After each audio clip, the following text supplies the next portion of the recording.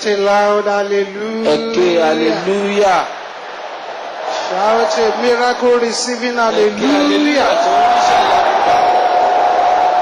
And let the person who wants the largest church of God there today shout a loudest hallelujah. Let's rise up on our feet, please. As we close our eyes, lift up our two hands to the Lord and sing this song loud and clear. Power must change in my life, no matter what can show me. Power must change in my life, no matter what can show me. In Jesus' name, in Jesus' name, in Jesus' name, power must change us in my life, no matter what can show me. Sing it again loud and clear. Power must change us in my life, no matter what fashion they say. Power must change us in my life. Hallelujah, no matter what fashion they say. In Jesus' name, in Jesus' name, in Jesus' name, in Jesus' name. Power must change us no matter what may say. Bless the Lord, oh my soul, and all that is within me.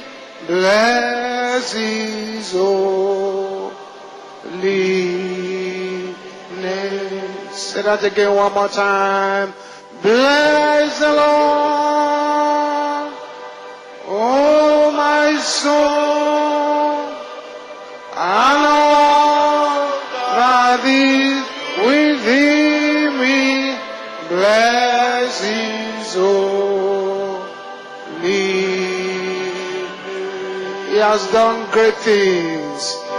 He has done great things. Hallelujah. He has done great things. Sing it loud and clear. He has done great things. Bless His soul. Sing it again, Lord, I can bless the Lord, bless the Lord, oh my soul, and all that is within me, bless His soul. Bless the Lord, oh my soul, sing it again, bless the Lord.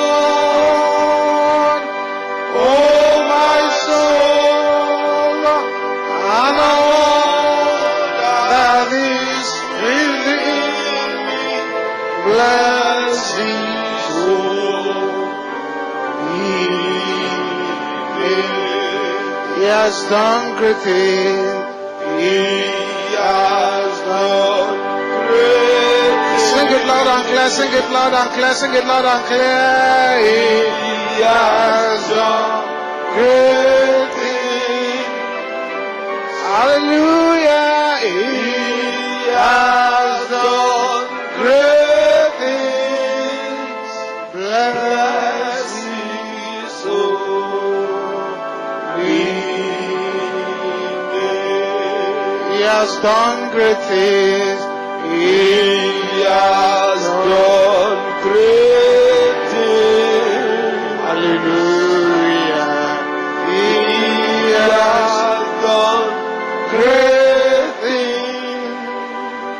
Hallelujah. He has done great things. Bless his holy name.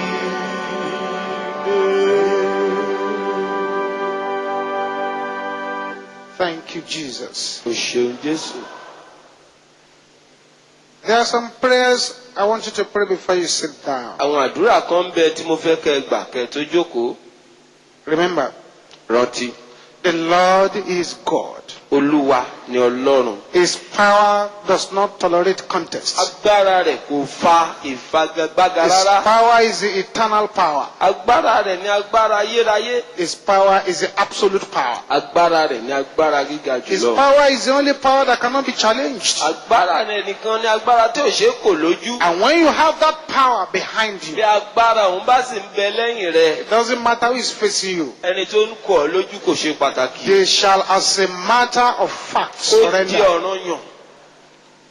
They shall, as a matter of necessity and fact, surrender. Ó di ọ̀ranyàn pé kí wọ́n jáwọ́ Because there is a great power behind you. nítorí agbára ńlá ó ń bẹ lẹ́yìn rẹ̀. These prayers I want you to pray. Immediately we begin to pray now. Àwọn àdúrà tí mo fẹ́ kẹ́ gbà yín ní kété. Ó jáde káàkiri níbi gbogbo. There are people who came here crying this morning. Àwọn kan wà tí wọ́n sunkún wá síbí ìlú òwúrọ̀ yìí. By the time they get home from this meeting, Nígbà tí wọ́n bá fi délé lẹ́yìn ìpàdé tòní. the tears will have been converted to multiple joys. Ohun ìjẹ wọn yóò ti paradà di ọ̀pọ̀lọpọ̀ ayọ̀.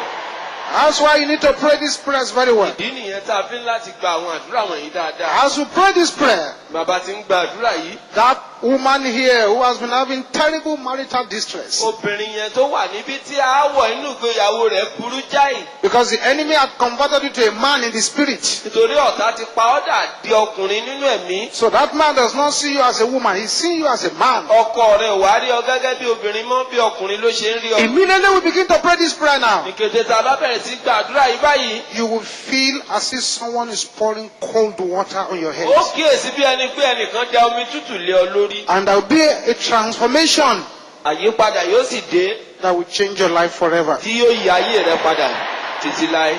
As you pray this prayer too, Bàbá ti ń gba àdúrà yìí. 3 women here who have been crying Àwọn obìnrin mẹ́ta wà níbi tí wọ́n ti ń sọkún. because they have children who don't walk, who don't talk. Nítorí wọ́n bí àwọn ọmọ tí kò sọ̀rọ̀ tí kò sì rìn. By the time we begin this prayer, Nígbà tá a bá bẹ̀rẹ̀ àdúrà wọ̀nyí. wherever those children are, Ibi yòówù tí àwọn ọmọ yẹn wà báyìí. the hand of fire shall fall upon them. Ọwọ́ iná yóò bà lé wọn.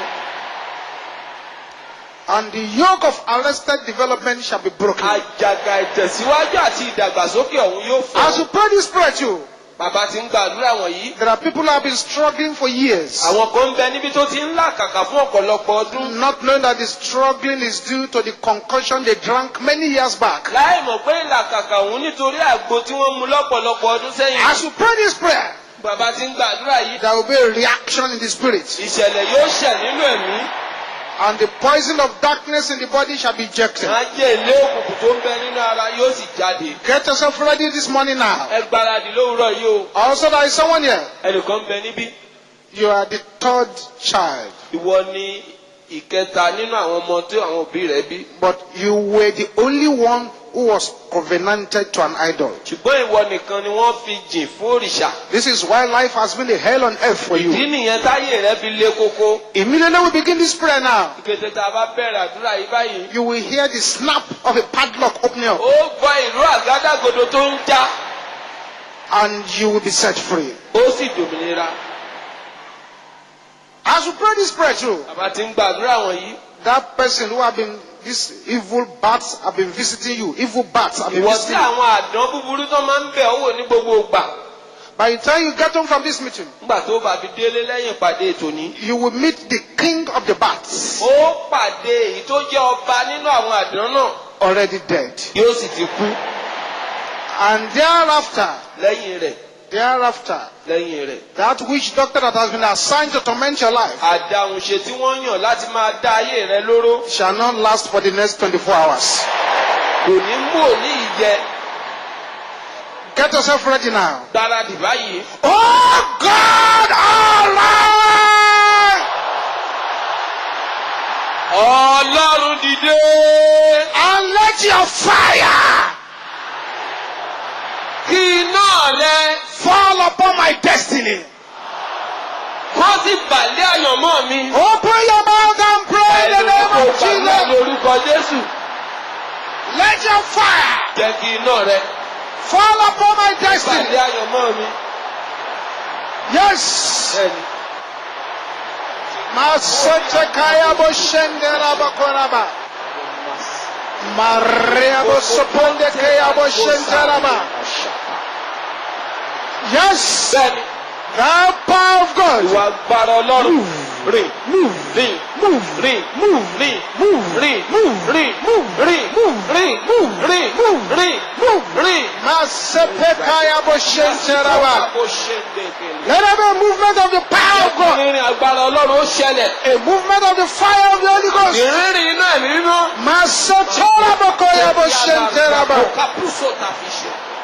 Yes. Aha.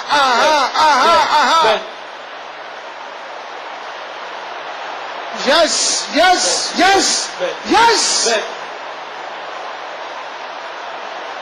In Jesus' name we pray. Lórúkọ Jésù la gbàdúrà.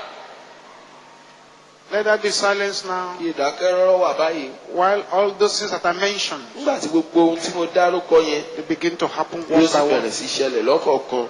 That's right. Dára bẹ́ẹ̀.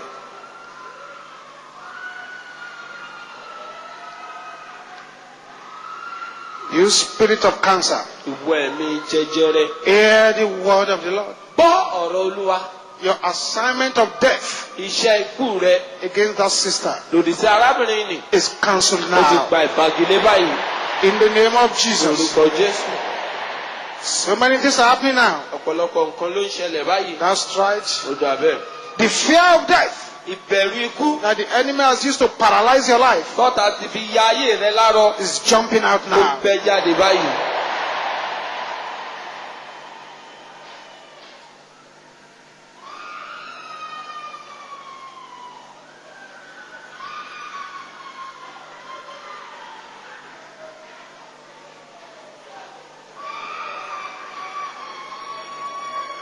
Padlock in the chest, Àgádágodo tó ń bẹ láyà. padlock in the stomach, Àgádágodo tó ń bẹ ní ikùn. padlock in the womb, Àgádágodo tó ń bẹ ní ilé the ọmọ. padlock in the right leg. Àgádágodo tó ń bẹ lẹ́sẹ̀ ọ̀tún. Break now! Jẹ́ báyìí. In the name of Lórúkọ Jesus. Jésù.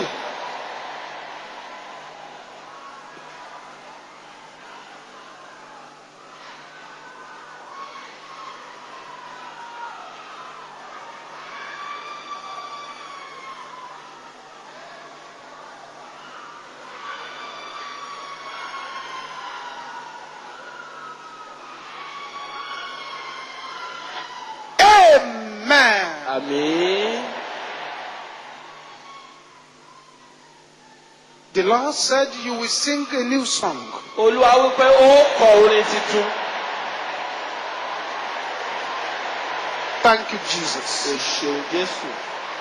You are not going to shout this loud and clear. Ó wà kígbe eléyìí lóhùn rárá. Louder than anyone here. Lóhùn rárá ju gbogbo ẹni tó bẹ. Every power Gbogbo agbára. that says I will not sing my new song. Tó ní wọn ò ní kọ orin tuntun tèmi. Can I hear the sister shouting this with only Ẹ̀yà lábìlẹ̀ anger? kígbe rẹ̀ pẹ̀lú ìbínú mímọ́. Is that the best the sisters can do here at this meeting this morning? Bẹ́ẹ̀ lọ lóòrọ̀ yìí ni. Sisters, I think you should try more than that. Lábìlẹ̀ gbìyànjú ju báyìí lọ. Brothers, shout it louder than the sisters. Lábìlẹ̀ gbóhùn sókè jà àwọn obìnrin lọ. Everybody together now. Papọ̀ báyìí. You are a liar. Èké ni ó. Die! In the name of Lórúkọ Jesus. Jésù. Yes. If you say I will not sing my new song, you are a liar. Masopokoya boshende rabakayaba. Bọ́lá Sáńtẹ̀lì. Ribosoponde kantanda. Bíríbó sókè. Mana ribosoponde kepe. Voria la katende sentia. Sírìmọ̀ Yes, yes, yes, yes, Bẹ́ẹ̀ni. yes. Ká. In Jesus' name we pray. Lórúkọ Jésù la gba àdúrà. Bẹ́ẹ̀ni. Oh yes. Bẹ́ẹ̀ni. Oh yes. Bẹ́ẹ̀ni. Aha. Bẹ́ẹ̀ni. Yes. Bẹ́ẹ̀ni. Thank you, O Jesus. ṣeun Jésù. Thank you, O Jesus. ṣeun Jésù. Thank you, O Jesus. ṣeun Jésù. If you are that person here Tó bá jẹ́wọ́ lẹ́ni yẹn, and your bedwetting children are causing you concern, àwọn ọmọ rẹ tó ń tọ̀ sílé wọ́n sì ń kọ ọ́ lóminú. just raise up your right hand where you are. Na ọwọ́ ọ̀tún rẹ sókè níbi tó bá wà. As you are raising it up, Níbo sì ti na ọwọ́ ọ̀hún the sókè. power of God will come upon that hand. Agbára Ọlọ́run yóò bà lé ọwọ́ náà. And then when you get home from this meeting, Bó bá sì délé lẹ́yìn ìpàdé yìí, lay those hands on the children, kò da ọwọ́ náà lé àwọn ọmọ rẹ. and the demonic bedwetting shall disappear. Títọ̀ sílé ọ̀hún yóò sì pòórá. One more prayer before you sit down. Ó kó àdúrà kan ká tó jókòó. And this is a very serious one. Ó sì lágbára. Every evil shadow Gbogbo òjìjí búburú assigned to monitor my life,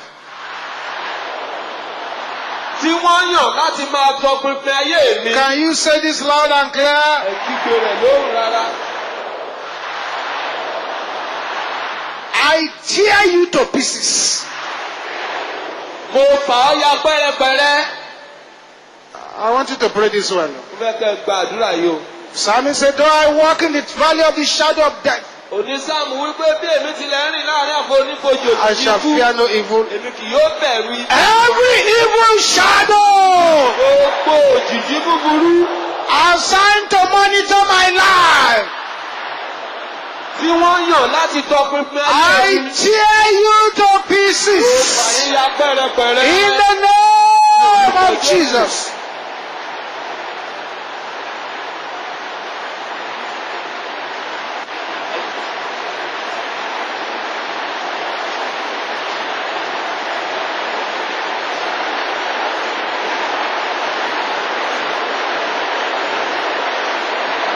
Tear them to Mo ya pieces. pẹ́rẹpẹ̀rẹ.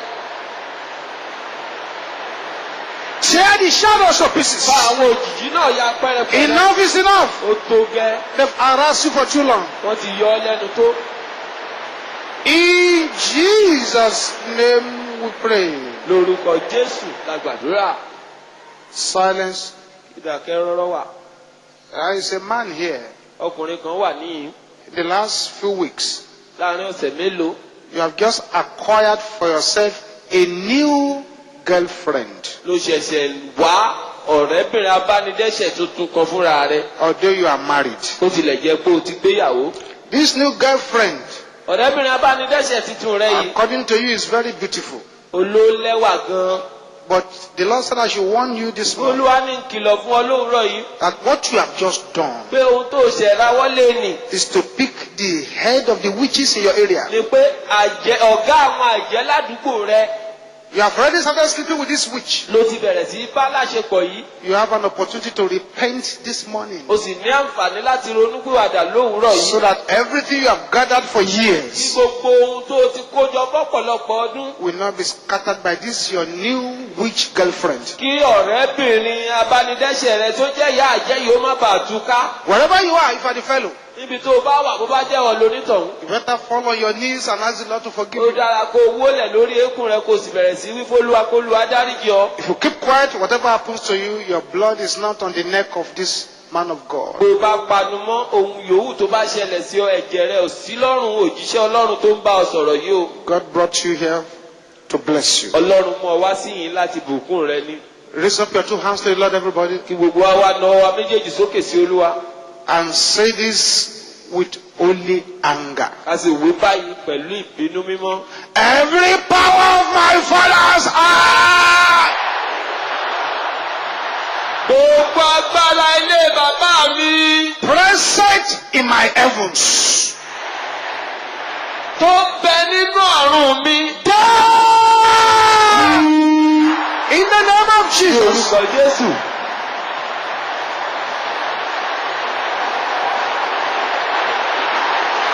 Yes. Deal with that power. Gbógun ti agbára náà. In the name of Jesus. Lórúkọ Jésù.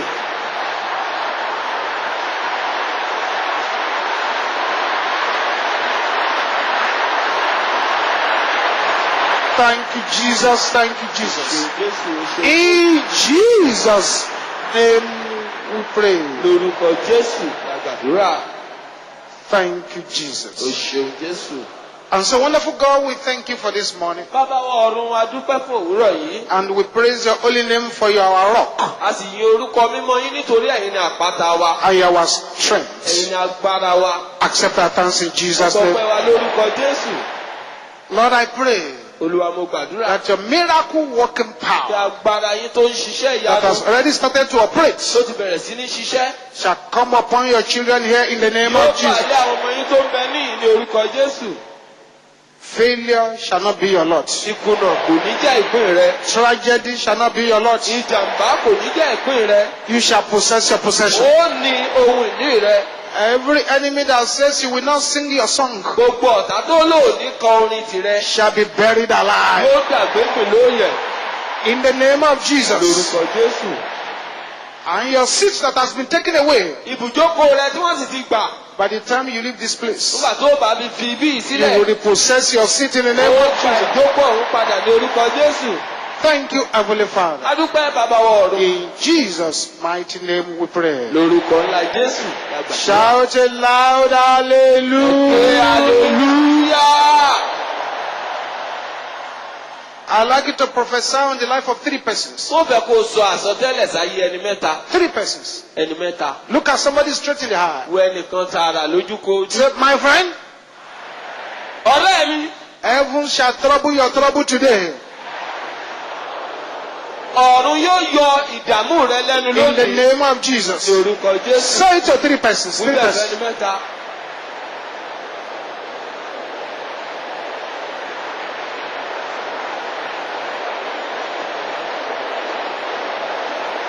Three persons. Ẹni mẹ́ta. Amen. Àmín.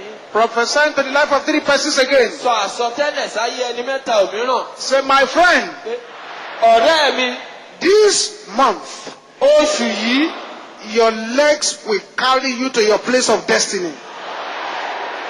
Ẹsẹ̀ rẹ yóò gbé ọ débi àyànmọ́ In the rẹ. name of Jesus. Ní orúkọ Jésù. Say to 3 persons. Wíbẹ̀ fẹ́ ẹni mẹ́ta. This month, Lóṣù yìí.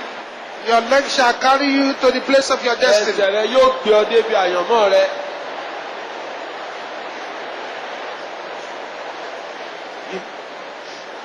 Prophesy to the life of 3 persons again. Sọ àsọtẹ́lẹ̀ sáyé ẹni mẹ́ta òmíràn. Say, my friend, Ọ̀rẹ́ mi. your star shall arise Ìràwọ̀ rẹ yóò dìde. and shine. Yóò sì tàn mọ́lẹ̀. In the name of Ní Jesus. orúkọ Jésù. 3 persons. Ẹni mẹ́ta ni o.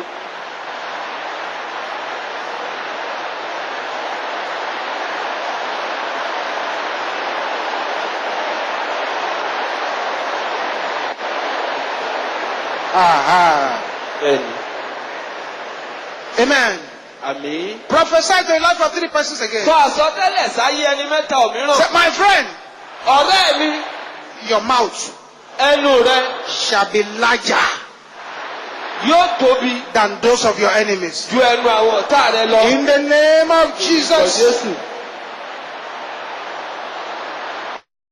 Yóò tóbi Than those of his ju enemies. àwọn ọ̀tá rẹ lọ. Thank you, Jesus. Thank you, Jesus. Òṣèlú Jésù. Òṣèlú Jésù.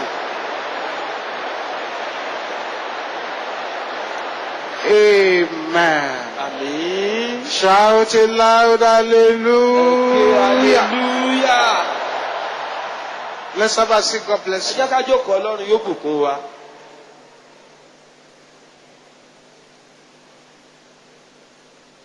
Amen. Àmín. This morning, Lówùúrọ̀ yìí, we're going to wage war a ó gbógun against a particular satanic weapon. lòdì sí ohun ìjà Sátánì kan.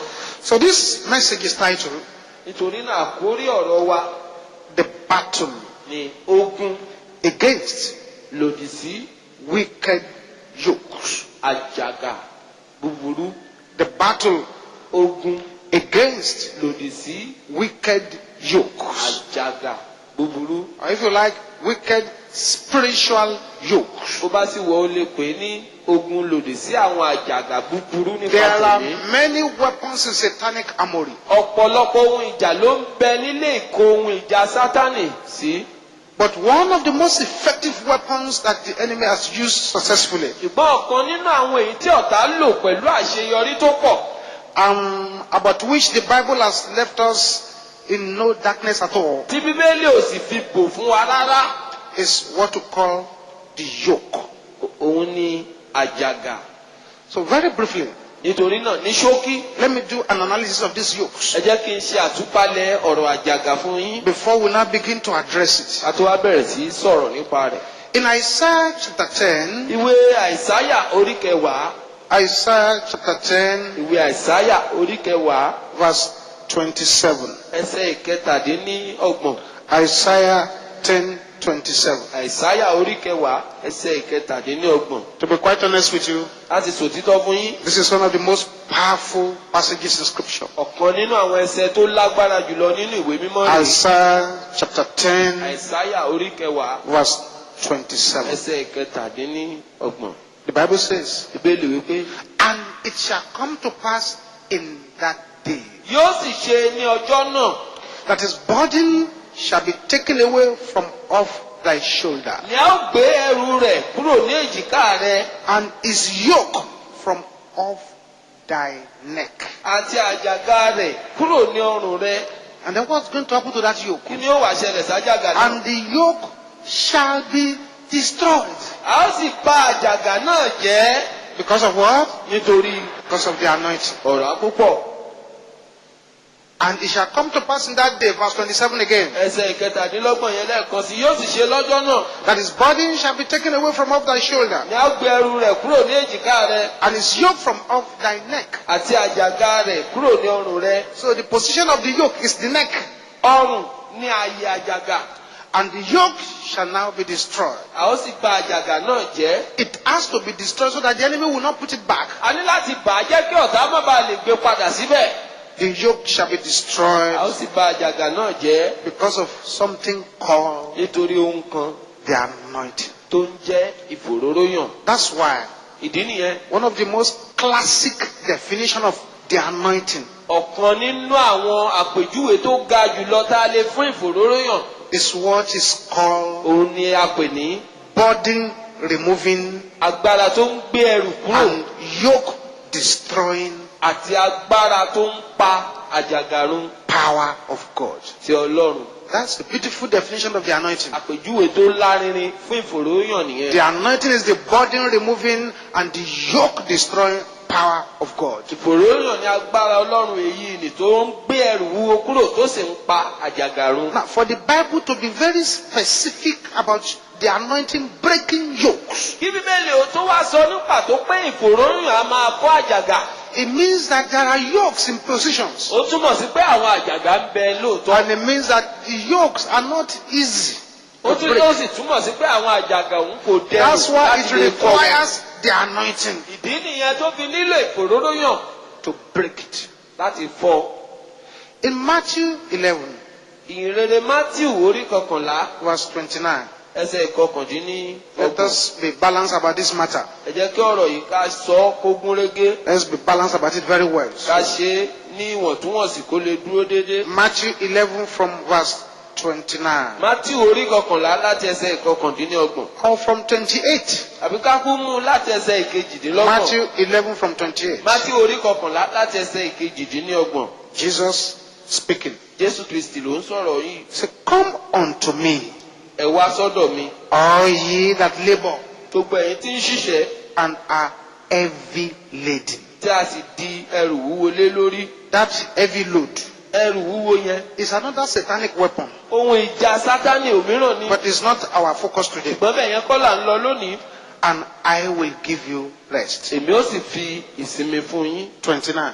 Ẹsẹ̀ Take ìkọkàndínlọ́gbọ̀n. my own yoke upon you Ẹ gba àjàgà mi sí ọrùn yín. and learn of me, kí ẹ sì máa kọ́ ẹ̀kọ́ lọ́dọ̀ mi. For meek and lowly in heart, nítorí onínú tútù àti and oníṣàlẹ̀ ye ọkàn ní èmi. shall find rest unto your soul. ẹ̀yin ó sì rí ìsinmi fún ọkàn yín.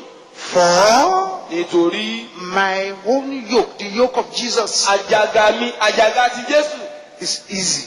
ó rọrùn. Meaning that there is another yoke that is not easy. ó wá túmọ̀ sí pé àjàgà mìíràn wà tí ò rọrùn. Once it is not the yoke of Jesus, it will not be easy. àjàgà èyí tí ò bá ti ń ṣe àjàgà Jésù kò lè rọrùn. And my burden ẹrù mi is light. sì fúyẹ́. The best example I can give to you about yoke àpẹẹrẹ tó dára jùlọ tí mo lè fún yín nípa àjàgà is the former punishment that the Roman Empire used to give to those who commit murder. òun ni ìjìyà tí àwọn ọmọ ogun Róòmù máa ń fún ẹni tó bá dẹ́ṣẹ̀ ìpànìyàn. If you kill somebody, kó o bá pànìyàn. one of the Roman punishments lára àwọn ìjìyà tí àwọn ará Róòmù ó fún onítọ̀hún is that they will take the corpse of the person, ni pé wọ́n ó gbé òkú onítọ̀hún. they will tie the head to your head, wọ́n á de orí rẹ̀ mọ́ orí tirẹ̀. the hand to your hands, wọ́n á de ọwọ́ rẹ̀ mọ́ ọwọ́ his tirẹ̀. legs to your legs, wọ́n á de ẹsẹ̀ rẹ̀ mọ́ ẹsẹ̀ tirẹ̀. and they ask you to be moving about. wọ́n á sì ní kó o máa lọ káàkiri. Generally, lọ́pọ̀ ìgbà. by the time they tie a corpse to a person, nígbà tí wọ́n bá fi máa so òkú mọ́ ènìyàn lára within a few days, láàrin ọjọ́ díẹ̀, the person too will join the corpse. onítọ̀hún òun náà dé òkú. Because number one, nítorí pé the weight. ẹrù Number two, èkejì the smell. òórùn Number three, ìkẹta the infection coming from that corpse into the person's life. àwọn àrùn tí yóò máa tara òkú ọ̀hún bọ́ sínú ayé ẹni yẹn He cannot shake them off. kò lè gbọ̀n wọ́n dànù. It's been tied to his wọ́n hands, ti dè é mọ́ ọ lọ́wọ́, it's been tied to his legs. wọ́n ti dè é mọ́ ọ lẹ́sẹ̀. That is the best example I can give to you about what to call a yoke. àpẹẹrẹ tó dára jùlọ tí mo lè fún yín nípa ohun tó ń jẹ́ àjàgà nìyẹn. When we say a yoke, what do we mean? nígbà tá a bá wí pé àjàgà kí ló túmọ̀ sí? We mean an instrument of toil. à ń sọ̀rọ̀ nípa ohun èlò ìlàkàkà. Something making you to sweat like a mad horse, ohun tí yóò mú kí ènìyàn máa làágùn kó máa ṣiṣẹ́ àṣekára but getting no result. ṣùgbọ́n kó má rí èsì. A yoke is an instrument of evil bonding. àjàgà ó jẹ́ ohun èlò ìsonipọ̀ búburú. Bond yourself to something, or something is bound to you. kó so ara rẹ̀ pọ̀ mọ́ ohun kan àbí kó ohun kan kó so ara rẹ̀ pọ̀ mọ́. A yoke is an instrument of shared bondages. àjàgà ó jẹ́ ohun èlò ìgbèkùn àjọpín. A yoke is an instrument of evil spiritual marriage. àjàgà ó jẹ́ ohun èlò ìgbéyàwó búburú nípa tẹ̀mí. A yoke is an instrument of evil regulation, like something regulating your life. àjàgà ó jẹ́ ohun èlò ìtọpinpin àti ìṣàkóso búburú. When you want to move fast, you say tó no. bá fẹ́ yára rìn yóò sọ pé ká má rí o. Then when you want to slow down, they pull you tó bá sì tún fẹ́ fawọ́ sẹ́yìn yóò tún fa ọ síwájú. to where you don't want to go. lọ síbi tó fẹ́ lọ. A yoke is an instrument of collective captivity. àjàgà ó jẹ́ ohun èlò ìgbèkùn àpapọ̀. Many families are suffering from inherited yokes. ọ̀pọ̀lọpọ̀ ìdílé ló ń làkàkà lábẹ́ àjàgà àjogúnbá. A yoke is an instrument of communal bondage. àjàgà ó jẹ́ ohun èlò ìgbèkùn agbègbè tàbí àdúgbò. A yoke is an instrument of arrested development. àjàgà ó jẹ́ ohun èlò ìtẹ̀síwájú tá a mú so. A yoke is an instrument of severe limitation. àjàgà ó jẹ́ ohun èlò ìbíntí ẹni tó peléke. A yoke is the junior brother of evil load. àjàgà ni àbúrò ẹrù búburú. A yoke is an instrument of terrible hardship. àjàgà ó jẹ́ ohun èlò ìnira tó le koko. A yoke is what you can call an evil equalizer. àjàgà ó jẹ́ ohun tá a lè pè ní atọ́kùn búburú tó ń múni dọ́gba. They put a yoke wọ́n á fi àjàgà on the necks of two animals, sọ́rùn ẹranko méjì. not minding whether one is stronger than the other. láì náání bóyá ìkan lágbára ju kejì lọ. So if you are the strong one, tó bá jẹ́ pé wọ́n lè tó lágbára. I want to move forward. tó sì fẹ́ lọ síwájú. The sluggish person to which you have been tied ẹni tí ò lágbára tí wọ́n ti so ọ́ pọ̀ mọ́ slows you down. yóò máa fà ọ́ sẹ́yìn. And if you are the sluggish type because you don't have energy, tó bá sì jẹ́ wọlé tí ò lágbára you will be rooted all over the place and be wọ́n pulled. máa wọ́ ọ kiri like an animal all over the place. gẹ́gẹ́ bí ẹranko káàkiri ibi gbogbo. A yoke is an instrument of evil arrest. Àjàgà ó jẹ́ ohun èlò ìmúnisó búburú. An instrument of unprofitable or profitless sweating. Ohun èlò àágùn tí ò lérè àbí àágùn tí ò ní mú ìtẹ̀síwájú wá. The yoke is to sweat and get nothing. Àjàgà ni láti làágùn kó sì má rí nǹkan kan gbà. A yoke is an instrument of evil submission. Àjàgà ó jẹ́ ohun èlò ìtẹríba búburú. An instrument of spiritual forced labor. Ohun èlò iṣẹ́ àṣekára tipátipá nínú ẹ̀mí. A yoke is an instrument of wicked programming. Àjàgà ó jẹ́ ohun èlò ìṣètò ẹni fún ibi. An inconsiderate merger. They merge you together without considering you. Àsopọ̀ búburú láì náání ẹni tí wọ́n ń sopọ̀. A yoke is an instrument of evil domination. Àjàgà ó jẹ́ ohun irinṣẹ́ ìjẹgàba búburú. An instrument of aggressive restriction. Ohun èlò ìdánidúró sójú kan pẹ̀lú ipá. An instrument of aggressive stagnation. Ohun èlò ìmúnidágún síbì kan pẹ̀lú ipá. An instrument of moving you when you don't want to move and stopping you when you want to move. Ohun èlò mímúni tẹ̀síwájú nígbà tí ènìyàn fẹ́ tẹ̀síwájú àti mímúni dúró nígbà tí ènìyàn fẹ́ dúró. That is forceful movement, forceful sluggishness. Èyí ni pé mímúni tẹ̀síwájú pẹ̀lú ipá, dídáni dúró pẹ̀lú ipá. A yoke is an instrument of suffocating chains. Àjàgà ó jẹ́ ohun èlò àwọn ṣẹ́kẹ́ṣẹkẹ̀ tó ń fúnni lọ́rùn. An instrument of unprofitable entanglement. Ohun èlò àwọn àsopọ̀ tí kò lérè. An instrument of evil unity. Ohun èlò ìṣọ̀kan tí ò dára. An instrument of unprofitable blending. Ohun èlò ìdàpọ̀ tí kò lérè. Unprofitable blending. Ohun èlò ìdàpọ̀ tí kò lérè. Many years back, there was this wedding ceremony. Lọ́pọ̀lọpọ̀ ọdún sẹ́yìn wọ́n ṣe ìgbéyàwó kan. I've not witnessed that kind of wedding before. Wọn ò tí ì rí irú ìgbéyàwó bẹ́ẹ̀ rí. There was this slender, slim man. Ọkùnrin tínrín kan báyìí. If you can see me where I am, about 1/3 of my size. Bẹ́ẹ̀ bá lè rí mi níbi tí mo dúró sí ẹni ọ̀hún bí ìdá mẹ́ta ló jẹ́. And the woman he was to marry Obìnrin tó sì fẹ́ fẹ́. was about 5 times my Ó size. tó mi lẹ́ẹ̀márùn-ún. And they were at the altar. Wọ́n sì wà níwájú pẹpẹ. The man was looking very uncomfortable. Ara ọkùnrin ọ̀hún ò balẹ̀. It was my friend who was conducting the wedding. Ọ̀rẹ́ mi ló sì ń ṣe àlùfáà ìgbéyàwó ọ̀hún. I was just sitting there watching. Àwa kan jókòó à ń wòran ni.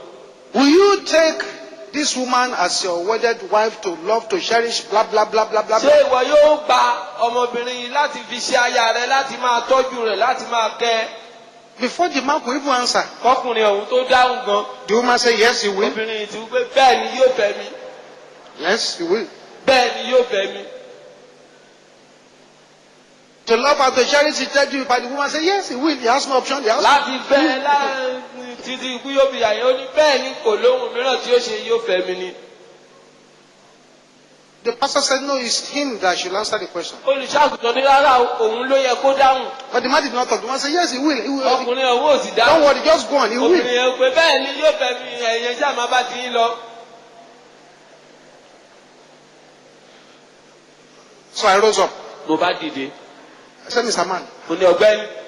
you don't seem to understand what you are doing here. Ó jọ pé ohun tó ń ṣe níbi kò yẹ o. I said, to be quite honest with you, I don't know how I got here. Ó ní láti ẹ̀ ti sòótọ́ fún yín bí mo ṣe débí kan ò yé mi. But it's too late now. Ìwọ̀n sì ti pẹ́ jù. Unprofitable blending. Ìdàpọ̀ tí ò lérè. A yoke is an instrument of negative suppression. Àjàgà ó jẹ́ ohun èlò ìtẹ̀rí ẹni ba búburú. An instrument of detention. Ohun èlò ìtinimọ́lé. I pray this morning Mo gbàdúrà lówùúrọ̀ yìí. that anyone in this service Kí ẹnikẹ́ni tó bá ń bẹ nínú ìsìn yìí. who is being detained in the valley of witchcraft, Tí wọ́n tì mọ́lé sí àfonífojì àwọn àjẹ́. receive your deliverance now in the name of Jesus. Ní orúkọ Jésù.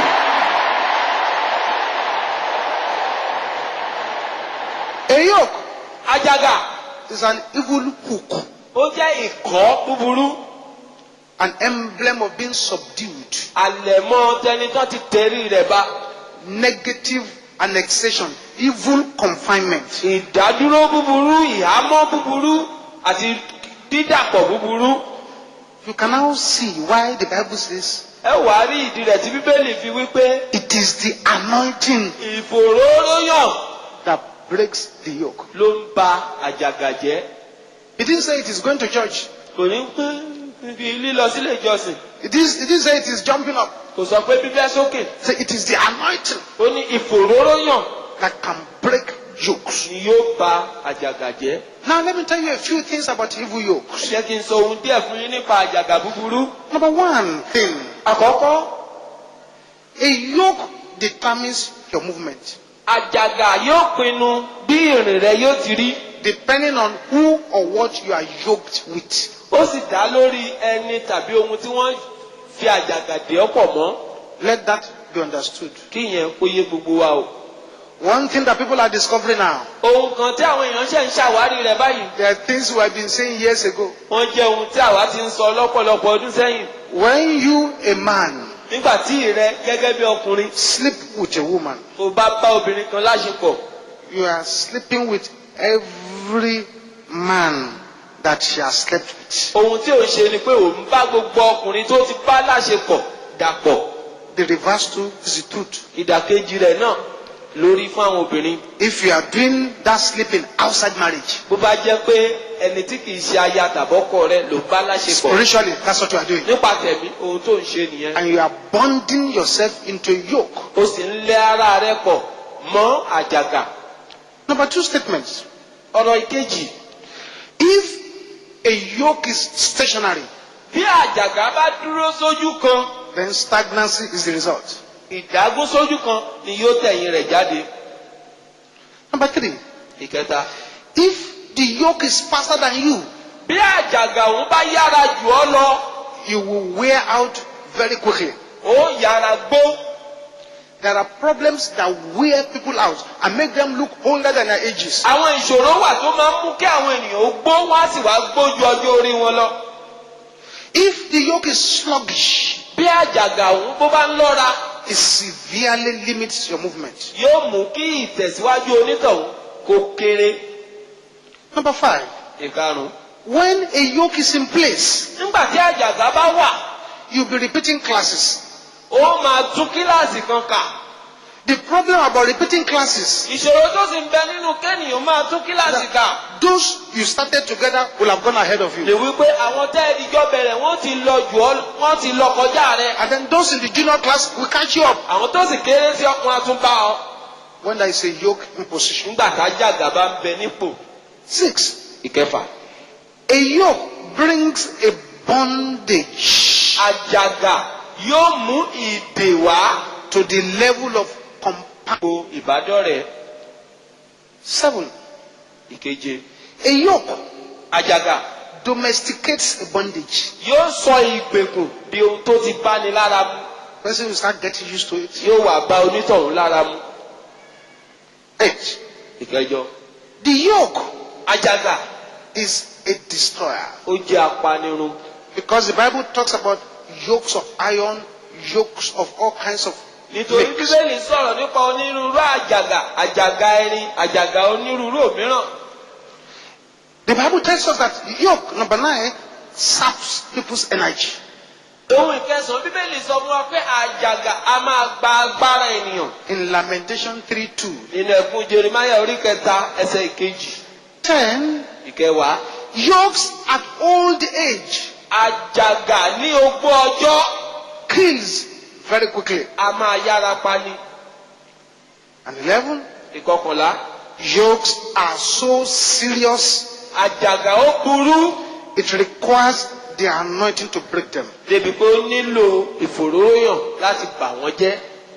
And 12. ìkejìlá, Yokes are so serious àjàgà ó burú that many yokes will not break without fasting. débi pé ọ̀pọ̀lọpọ̀ àjàgà ni ò ní fọ́ báwo ìwà kún. In Isaiah chapter 58, ìwé àìsáyà orí kejìdínlọ́gọ́ta verse 6. ẹsẹ̀ ìkẹfà. God have mercy on you if you are going to a church where your pastor said Jesus has fasted, so you don't need to fast.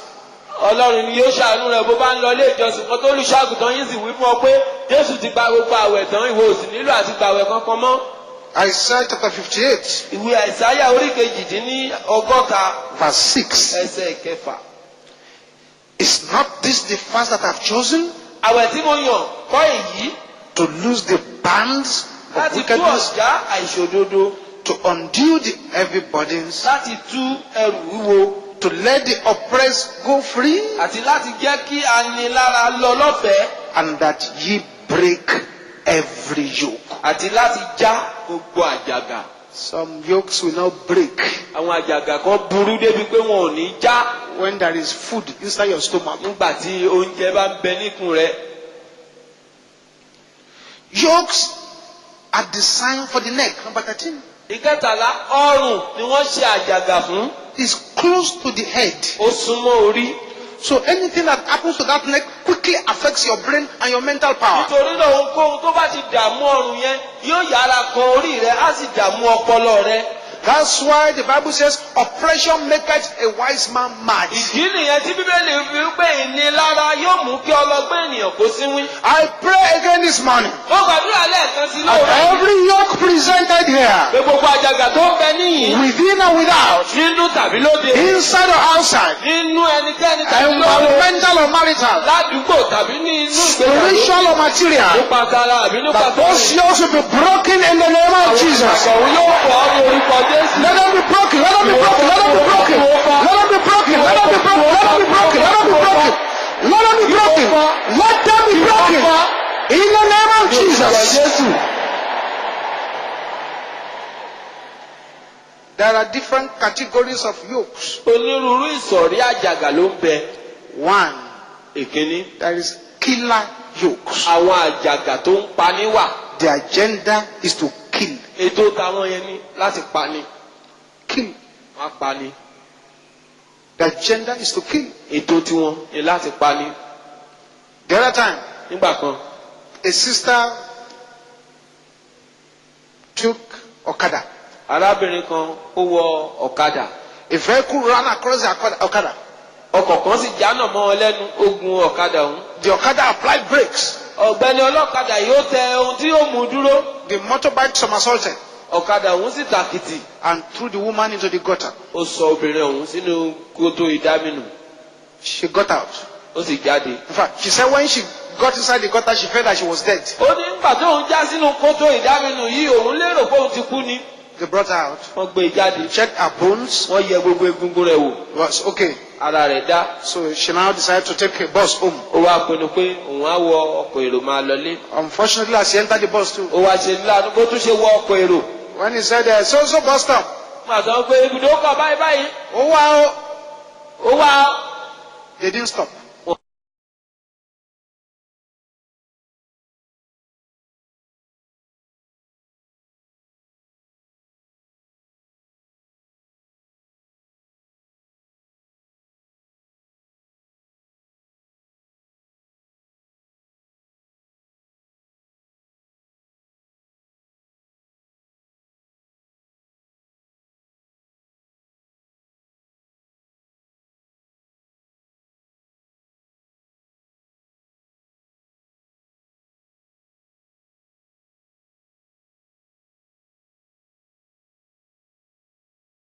Wọ́n dúró.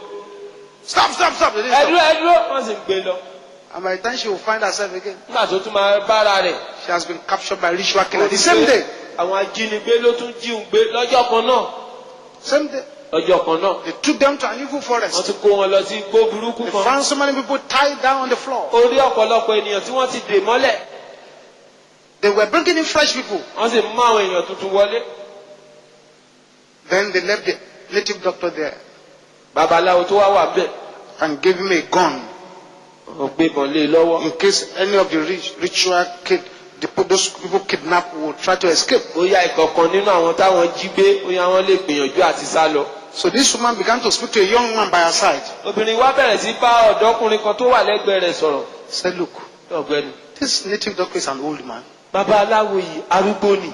and all he has here is a gun. Ìbọn nìkan ló sì wà lọ́wọ́ The rẹ̀. strong ones are not here. Àwọn tó lágbára nínú wọn ò sí ń bí. let me deceive the man that I want to go to the toilet. Jẹ́ kí n tan ọkùnrin ọ̀hún jẹ pé mo fẹ́ lọ gbọ̀nsẹ̀.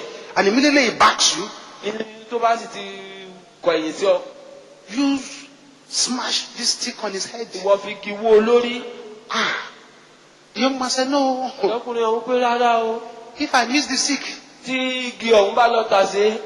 or something happens, Àbí tí nǹkan mìíràn bá lọ they ṣẹlẹ̀. will shoot everybody here. Wọ́n á yìnbọn fún gbogbo wa ní o. The young man said, everybody is already shot. Obìnrin náà wọ́n ti yìnbọn fún gbogbo wa náà. So what else again? Kí ló tún kù?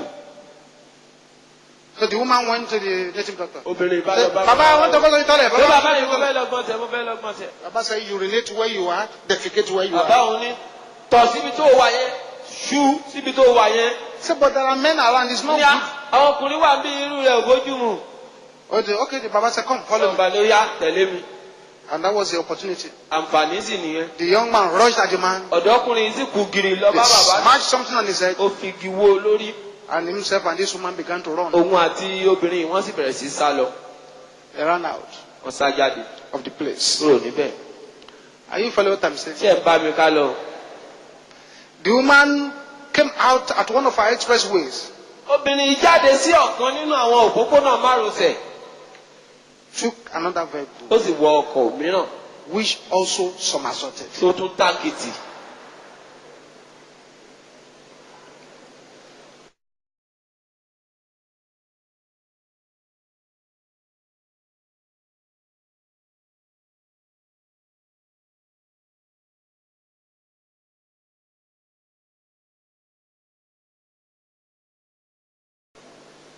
That's what we call a killer yoke. Ohun tí à ń pè ní àjàgà tó ń pani nìyẹn. Any yoke Àjàgà yòówù. assigned to kill you before your Bí time, wọ́n yàn pé kó pa ọ́ kákòkò rẹ̀ ó tó pé. I command them to Ó die. pàṣẹ kí wọ́n kú. In the name of Jesus. In the name of Jesus. In the name of Jesus. Orúkọ Jésù. In the name of Jesus. Jésù.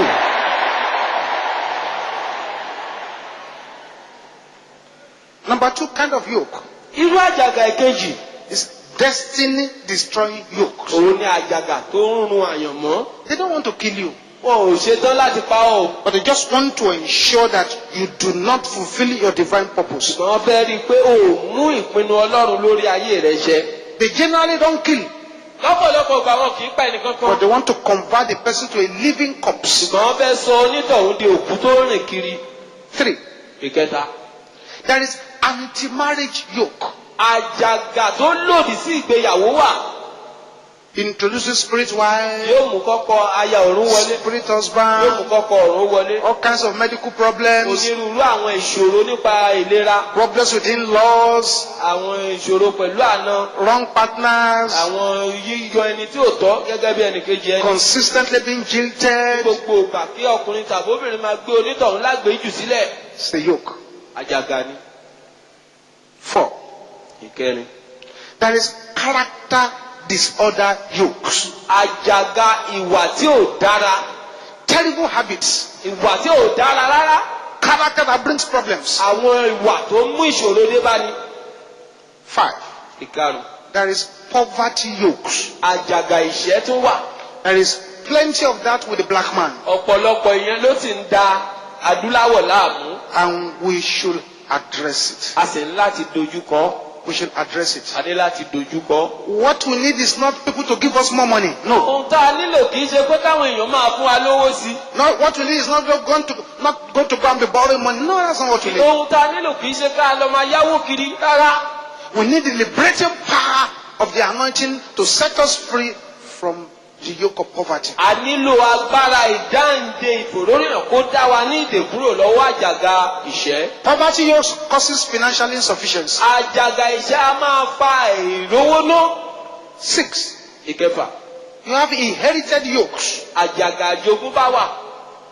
Yokes affecting people from particular lineage. Àjàgà tó ń dààmú àwọn ènìyàn tó wá láti ìdílé kan ní pàtó. 7. You have witchcraft yokes. Ìkeje àjàgà àwọn àjẹ́ wà. There is plenty of that too with the black man. Ìyẹn náà pọ̀ lọ́pọ̀lọpọ̀ láàárín àwọn adúláwọ̀. 8. Ìkẹjọ. You have limitation yokes. A ní àwọn àjàgà tó ń kéni kúrú. They just ensure that you don't get up to your colleagues in what you are doing. eléyìí á sì rí i dájú pé onítọ̀hún ò táwọn ẹlẹgbẹ́ rẹ̀ nínú gbogbo tó bá ń ṣe. 9. ìkẹsàn-án. There is failure yokes. àjàgà ìkùnà wà. The person will reap failure where others are reaping success. onítọ̀hún níbi táwọn ẹlòmíràn ti ń kórè àṣeyọrí ìkùnà lòun ó máa rí kórè. 10. ìkẹwàá. There is near success syndrome yokes. àjàgà ó fẹ́rẹ̀ ṣe àṣeyọrí ṣùgbọ́n kò ṣe àṣeyọrí. 11. ìkọkànlá. There is the yoke of oppression. àjàgà ìnira wà. The enemy is just harassing the person, ọ̀tá yóò kàn máa tormenting the dá person, onítọ̀hún lóró yóò máa ní onítọ̀hún lára. intimidating the person, wọ́n á máa dúnkokò mọ́ onítọ̀hún. confusing the person. wọ́n á máa da onítọ̀hún lọ́kàn rú. It's not killing the person, wọn ò bá o. just making life so hard. ṣùgbọ́n wọ́n mú káyé oní. I prayed that this morning, mo gbàdúrà pé lóòrọ̀ yìí. you yokes of oppression, ẹ̀yin àjàgà ìnira. wherever you are, níbi yòówù tẹ́ bá wà. break in the name of Jesus. Break, break, break, break, break, break. Break in the name of Jesus. orúkọ Jésù. Amen. àmín. There is number 12. ìkejìlá. Conscious yokes. àjàgà tí ènìyàn mọ̀. You know, ó mọ̀. that is there. ó wà ń bẹ̀. 13. ìkẹtàlá. There is the unconscious yoke. àwọn àjàgà àìmọ̀. It's there, but you don't know. ó wà ń bẹ̀ ṣùgbọ́n ó mọ̀. They are hiding. wọ́n farasin. They are hiding. wọ́n farasin. Then, lẹ́yìn èyí. 14. ìkẹrìnlá. There is yoke by desire. àjàgà tí ènìyàn fẹ́. You went and got the yoke on yourself. ìwọ ló fara rẹ lọ fọwọ́ fa àjàgà. They were quietly selling their serpentine jewelries. jẹ́jẹ́ ni wọ́n jókòó tí wọ́n ń ta ohun ọ̀ṣọ́ ejò wọn. They were selling their serpentine bangles. wọ́n ń ta ẹ̀gbà ọwọ́ ejò wọn. But you went and bought it with your money ìwọ sì kó owó látàkó rẹ ó lọ fi rà á. and decorated yourself with serpents. ó wá fi ejò ṣera rẹ lọ́ṣọ̀ọ́. It's yoke by desire. àjàgà tí ènìyàn fẹ́ ni. 15. ìkarùndínlógún. There are yokes by curses, àjàgà nípa ègún. spells, èpè evil covenants. àti májẹ̀mú búburú. 16. ìkẹrìndínlógún. It's yoke of idolatry. àjàgà ìbọ̀rìṣà. Yoke of idolatry. àjàgà ìbọ̀rìṣà. 17. ìkẹtàdínlógún. Yoke of evil dedication. àjàgà ìfinijìn búburú. Your parents have dedicated you. àwọn òbí rẹ ti fi ọ́ jìn. 18. There ìkejìdínlógún. is religious yokes. àjàgà ẹ̀sìn ó wà. You have not really experienced God. Are just practicing religion. o ò tí ì bá Ọlọ́run pàdé o kàn ń ṣe ẹ̀sìn ni. There is dream yokes. 19. àjàgà ìkọkàndínlógún òun ni àjàgà àlá. And 20. There is foundational yokes. ogún ni àjàgà ìpìlẹ̀. When yokes are left unaddressed, nígbà tá a bá fi àjàgà sílẹ̀ tá ò bójútó. there will be blood pollution. àdàlù ẹ̀jẹ̀ yóò wà. There will be success manipulation. àyídáyídá àṣeyọrí ẹni yóò máa ṣẹlẹ̀. There will be failure of divine purpose. ìkùnà nínú ìpinnu Ọlọ́run yóò máa wáyé. There will be freedom of polygamous witchcraft to operate. òmìnira á wà fún àwọn àjẹ́ ilé olórogún láti lè ṣiṣẹ́. There will be successful curses in operation. àwọn ègún yóò máa ṣe àṣeyọrí nínú ayé onítọ̀hún. There will be peppery arrows in the body. ọfà bí ata yóò máa wà nínú ara onítọ̀hún. There will be examination failures. ìkùnà nínú ìdánwò yóò máa ṣẹlẹ̀. There will be ear manipulation. àyídáyídá irun orí ènìyàn yóò máa ṣẹlẹ̀. There will be debts. gbèsè jíjẹ. There will be terrible medical problems. àwọn ìṣòro tó le koko nípa ìlera yóò máa wáyé. There will be caged finances. wọ́n máa há ètò ìṣúná owó onítọ̀hún There mọ́. will be unexplainable hatred. ìkórìíra tí ò ṣeé ṣàlàyé onítọ̀hún yóò máa ní ìrírí rẹ̀. People just don't want to see you. àwọn ènìyàn kàn ní déédéé fẹ́ rí ọṣá. There will be lame prayer life. ìgbé ayé àdúrà tó ya amúkún yóò ṣẹlẹ̀. There will be incomplete victories. ìṣẹ́gun tí ò pé yóò máa wáyé. There will be road closing against you. ọ̀nà yóò sì máa sé mọ́ onítọ̀hún. There will be marital downgrading. wọ́n máa rẹni sílẹ̀ nínú ìgbéyàwó. There will be spiritual confiscation of even the little you have. ohun kékeré tó o tilẹ̀ tún ní nínú ẹ̀mí wọn á máa gbẹ́sẹ̀ lé. There will be regular night feeding. bí fífi oúnjẹ bọ́ni lójú àlá yóò máa wá léraléra. There will be miracle delay. ìdádúró yóò máa ṣẹlẹ̀ fún iṣẹ́ ìyanu There will onítọ̀hún. be anti-promotion spirits. Ẹ̀mí tó lòdì sí ìgbéga yóò máa ja onítọ̀hún. There will be plenty of self-declared aggressors. They will tell you, I'm your enemy, I'm going to finish you off. Ọ̀pọ̀lọpọ̀ ọ̀tá ojúkorojú yóò sì máa dìde sónítọ̀hún. Wọ́n á jẹ́ kó o mọ̀ fáwọn lọ̀tá rẹ báwọn ó sì bá ọ kanlẹ̀. There will be circle of problems. Òbìrí ìdààmú yóò wá ṣẹlẹ̀. The person will operate a satanic timetable Onítọ̀hún yóò sì máa lo aago Sátánì fi lò gba ayé rẹ̀. when yokes are left Nígbà unattended. tá a bá fi àjàgà sílẹ̀ tá ò bójútó. How do we break yokes? Báwo la ṣe ń fọ́ àjàgà? Number one, Àkọ́kọ́, you must surrender your life to o Jesus. ní láti fi ayé rẹ fún Jésù. That is not negotiable. Kò ṣeé má ní lọ̀rọ̀ yìí. Two, Èkejì, you must repent from all known sins. o ní láti ronú pìwàdà kúrò nínú gbogbo ẹ̀ṣẹ̀ tó o mọ̀. Once your conscience is telling you something is bad, Níwọ̀n ìgbà tí ẹ̀rí ọkàn rẹ bá ti lè máa wí fún ọ pé nǹkan yóò dá. repent from it. Ronú pìwàdà kúrò nínú rẹ̀ ni. Three, Ìkẹta, you must identify your yokes. o ní láti ṣàwárí èyí tó jẹ́ àjàgà tirẹ̀. Identify it. Ṣàwárí rẹ̀. For Ìkẹrin, raise a battle cry ké against ìgbé yoke. ogun lòdì sí àjàgà náà. Raise a battle cry against yoke. Ké ìgbé ogun lòdì sí àjàgà náà. And number five, Ìkarùn-ún, speak destruction sọ̀rọ̀ ìparun to the powers behind the yoke. ságbára tó ń bẹ lẹ́yìn àjàgà òun. And then six, Ìkẹfà, plug yourself sọ ara rẹ pọ̀ into the socket of the anointing, mọ́ orísun ìfòróróyàn. which is why you are here today. Ìdí tá a fi wà ń bí lónìí nìyẹn. And seven, Ìkeje, barricade your life mọ odi ayé rẹ ká against any future yoke lòdì sí àjàgà òmíràn lọ́jọ́ iwájú. that the enemy wants to put upon your life. Tọ́tà tó lè fẹ́ gbé kọ́ ayé rẹ This morning, lówùúrọ̀ yìí. there are plenty of yokes that the Lord wants to break here. Ọ̀pọ̀lọpọ̀ àjàgà ló ń bẹ tí Olúwa fẹ́ fọ́ níbí yìí. And that's why we came. Ìdí tá a sì fi wá nìyẹn. That's why we didn't go to too many areas. Ìdí nìyẹn tá ò fi ya ibi tó pọ̀. Just want to concentrate on getting these yokes broken. Ta fẹ́ tẹnumọ́ fífọ́ àwọn àjàgà wọ̀nyí. There are plenty of people here who are completely below the level God wants them to be. Ọ̀pọ̀lọpọ̀ ènìyàn ló wà níbí tí wọ́n sì kéré sí ìpele tí Ọlọ́run fẹ́ kí wọ́n wà. There are many multimillionaires here who are penniless now. Ọ̀pọ̀lọpọ̀ ọlọ́rọ̀ yanturu ló wà níbí báyìí ṣùgbọ́n ní lọ́wọ́lọ́wọ́ báyìí wọ́n kúṣẹ́. There are many prophets here who are presently parrots. Ọ̀pọ̀lọpọ̀ wòlíì ló wà níbí báyìí tó jẹ́ lọ́wọ́lọ́wọ́ àwòkọ ni wọ́n. There are many pastors said that the enemy has already finished. Ọ̀pọ̀lọpọ̀ olùṣọ́àgùtàn ló wà níbí tí ọ̀tá ti parí ọ̀rọ̀ rẹ̀ náà. And the enemy has converted them from being a lamb to a goat. Ọ̀tá ti pa ọ̀pọ̀lọpọ̀ dà kúrò ní àgùntàn sí ewúrẹ́. You need to wake up O nílò láti jí. and raise a battle cry Kò sì ké igbe ogun against every yoke of lòdì darkness. sí gbogbo àjàgà òkùnkùn. Rise up on your feet, Ẹ beloved. dìde dúró báyìí ará. Rise up on your feet. Ẹ dìde dúró báyìí. Rise up on your feet. Ẹ dìde dúró báyìí. We have plenty of prayers to pray here before we go. A ní ọ̀pọ̀lọpọ̀ àdúrà láti gbà ń bí ká tó máa lọ o. Each prayer Àdúrà kọ̀ọ̀kan has a plan. ó ní ètò.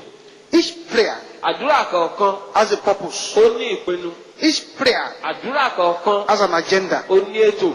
Each prayer Àdúrà kọ̀ọ̀kan has an arrowhead. ó ní orí tó jẹ́ ọfà. Each prayer Àdúrà kọ̀ọ̀kan has a killing power ó ní agbára ikú to kill yokes. láti pa We àjàgà. have plenty of prayers to pray. A sì ní ọ̀pọ̀lọpọ̀ àdúrà tá ó gbà. But you see, if you are here this morning Mọ̀ bó wá ń bẹ níbí lówùúrọ̀ yìí. and you are not born again, O ò tí ì di àtúnbí. you have not yet surrendered your life O to ò tí ì Jesus, fi ayé rẹ fún Jésù Kristì. you cannot break any yoke until you do that. O ò lè bá àjàgà kankan láì jẹ́ pé o ṣe báyẹn o. So wherever you are, while all eyes are closed, Nítorí náà níbi yòówù tó wà nígbà tí gbogbo wa díjú wa.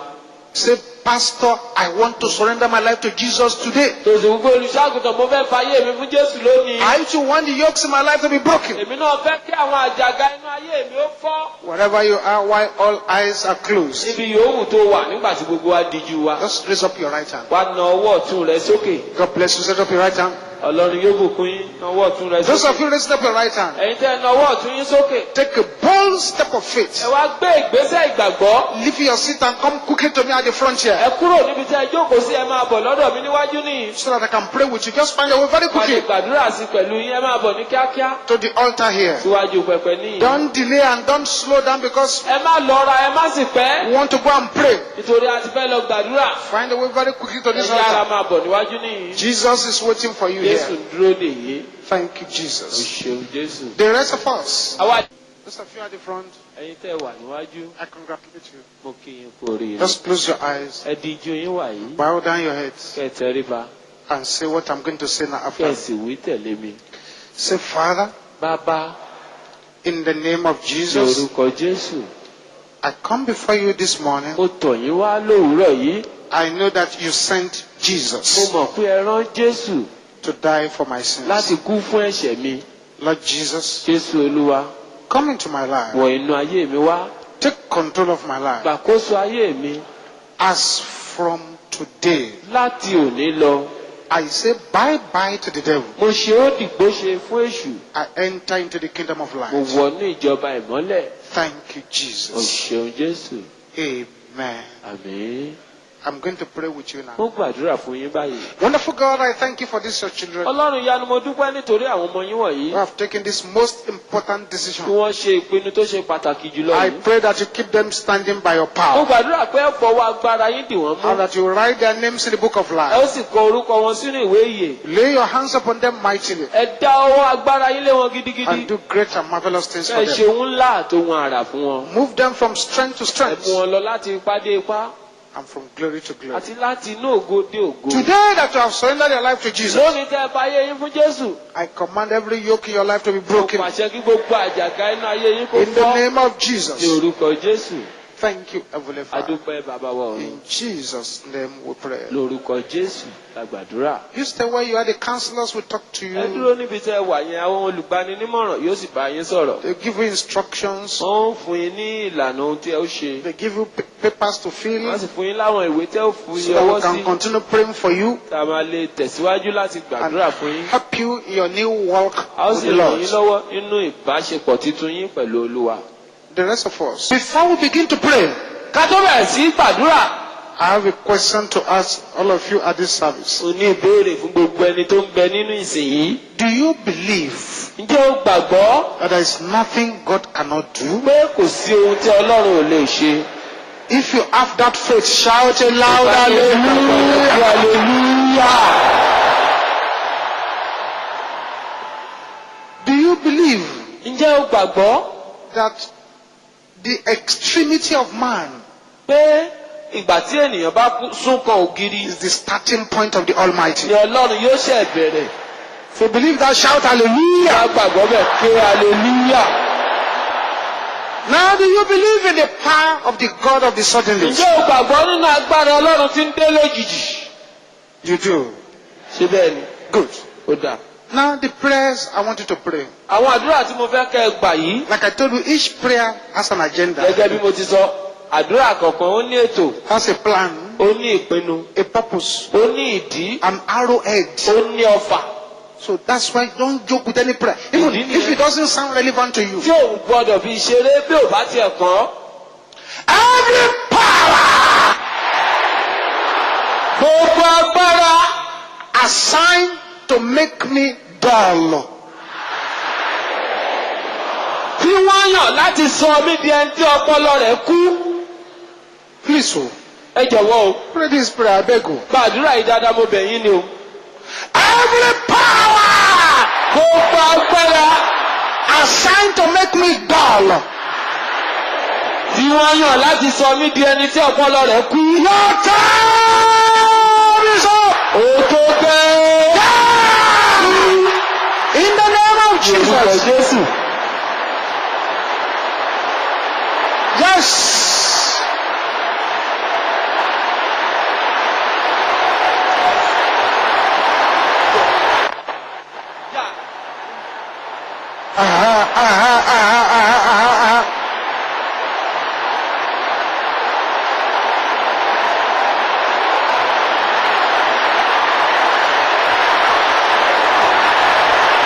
Say it, say it, say it. Wíbẹ̀. Let the anointing fall upon your life. Jẹ́ kí ìgbòho yóò balẹ̀ ayé rẹ. Let every yoke Gbogbo àjàgà. working against the brain. Ó ń ṣiṣẹ́ lòdì sí Let it ọpọlọ. be broken. Let it be broken. Let it be broken. Let it be broken. Let it be broken. Let it be broken. Let it be broken. Let it be broken. Let it be broken. In the name of Jesus. Orúkọ Jésù.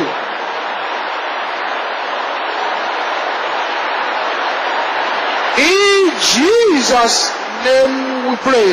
Orúkọ Jésù la gba àdúrà. Silence. Kí ìdákẹ́ rọ́rọ́ wà. I told you that each prayer Mo wí fún yín pé àdúrà kọ̀ọ̀kan has an agenda. ó ní ètò. There is a brain exchange Pàṣípààrọ̀ ọpọlọ ó ń ṣẹlẹ̀ going on now. nísinsìnyí.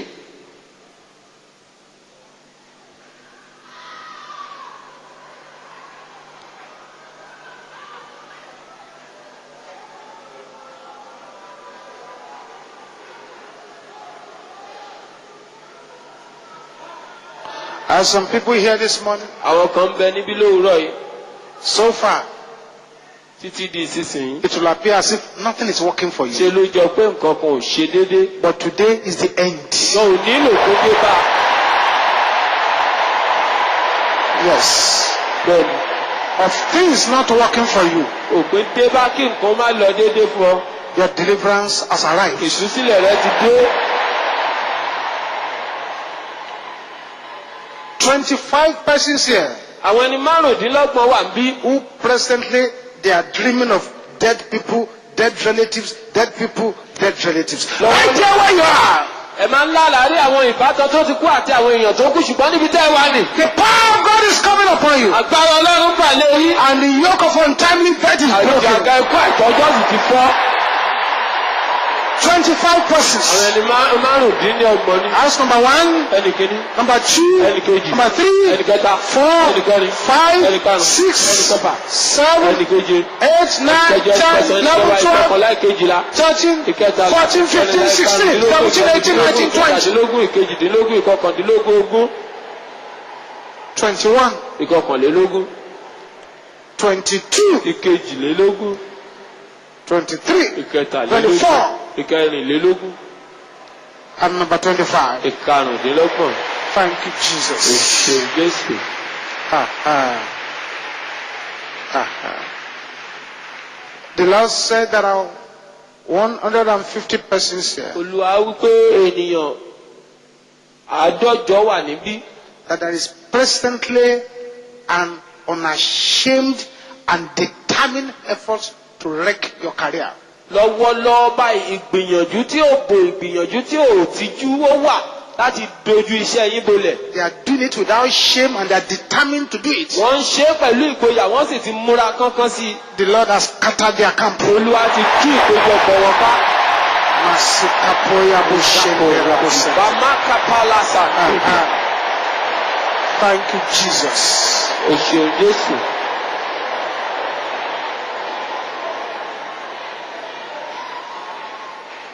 Sisters, Ẹ̀yin arábìnrin, pray this prayer ẹ gba àdúrà yìí. because the Lord said Torí Olúwa wípé it will lead to the deliverance of many sisters. yóò fa ìtúsílẹ̀ fún ọ̀pọ̀lọpọ̀ arábìnrin. Sisters, shout this the way I'm going to shout my own. Ẹ̀yin obìnrin ẹ wí bí wọ́n ṣe wí tèmi lóhùn rárá. Vulture power! Agbára ikú. Can the sisters shout it with holy anger? Ẹ kígbe rẹ̀ pẹ̀lú ìbínú mímọ́. Vulture yokes! Àjàgà ikú. Can I hear the sisters shouting those two things? Àwọn arábìnrin ó kígbe méjèèjì. Brothers, shout it loud! Kígbe rẹ̀ lóhùn rẹ̀ agbára ikú. Àjàgà ikú. In the name of Jesus. Orúkọ Jésù.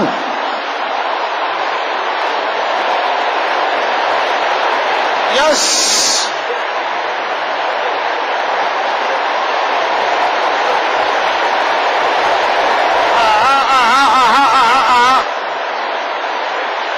Deal with these powers.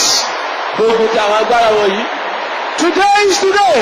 Òní lòní ń jẹ́. The Bible says upon Mount Zion, Pẹ̀lú pé lórí òkè tí ó ní. there shall be deliverance. Ìdáǹdè yóò wà. and holiness. àti ìwà mímọ́. And the children of Jacob shall possess their possession.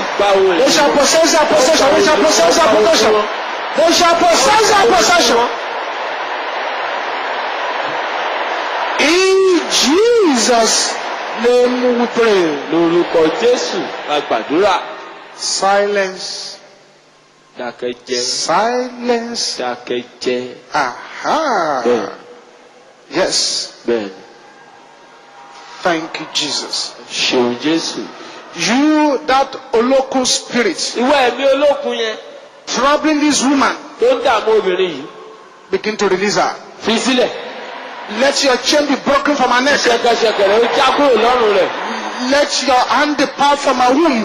Kí ọwọ́ rẹ̀ ó kúrò ní In the name of Jesus. Lórúkọ Jésù. Silence. Ìdákẹ́rọ́rọ́ wà.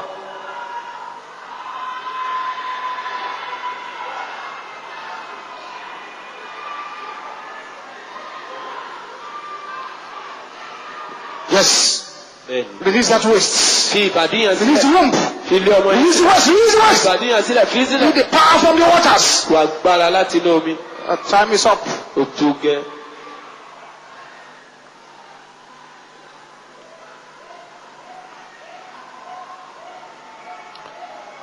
There are some people here. Àwọn kan wà níyì. It will appear presently as if everyone is against you. Ńṣe ló jọ pé lọ́wọ́lọ́wọ́ báyìí gbogbo ènìyàn ló ń takò yín. Again, today is the end of that agenda. Òní lò pé dé bá ètò yẹn. Thank you, Jesus. Òṣè Jésù.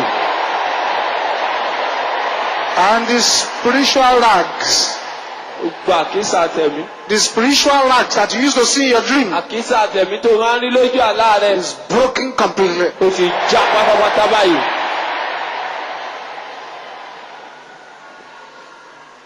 And those who are here, Àwọn tó sì wà níbí and you have been dreaming of slow animals, tí wọ́n máa ń lálàárí àwọn ẹranko tó lọ́ra.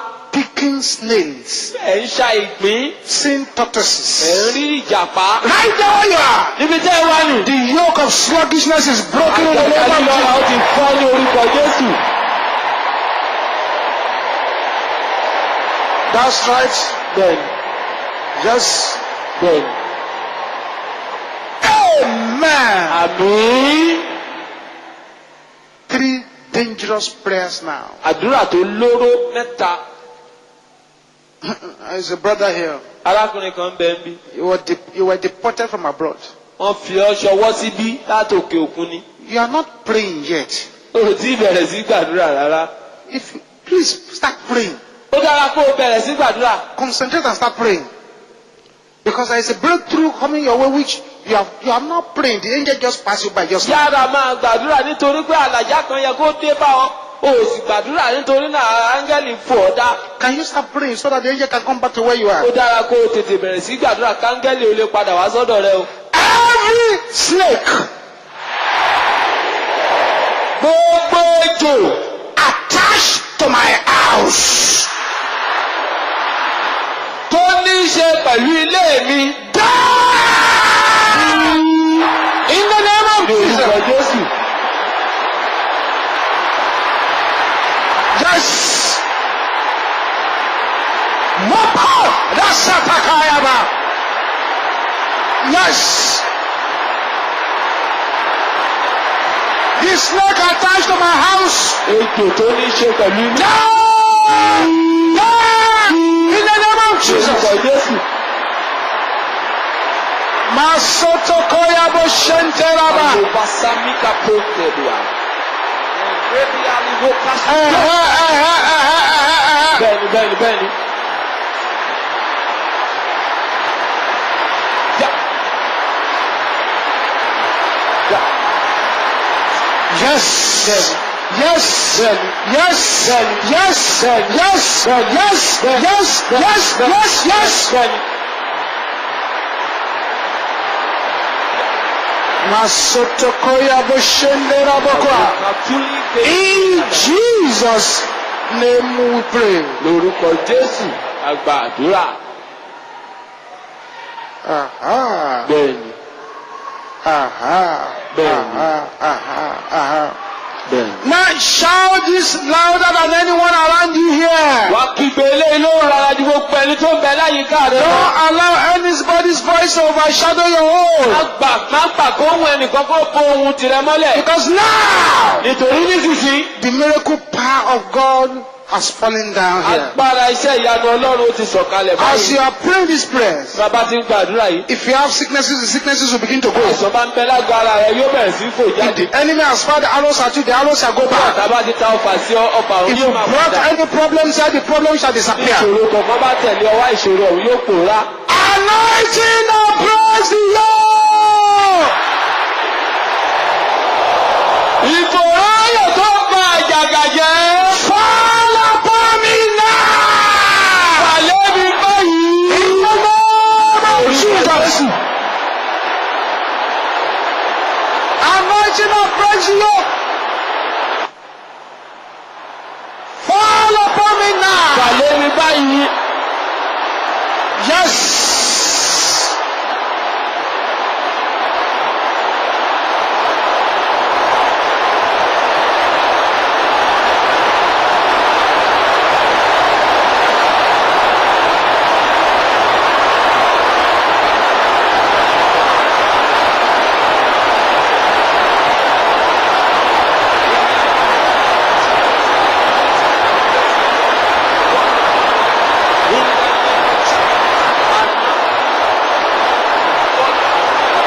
Yes.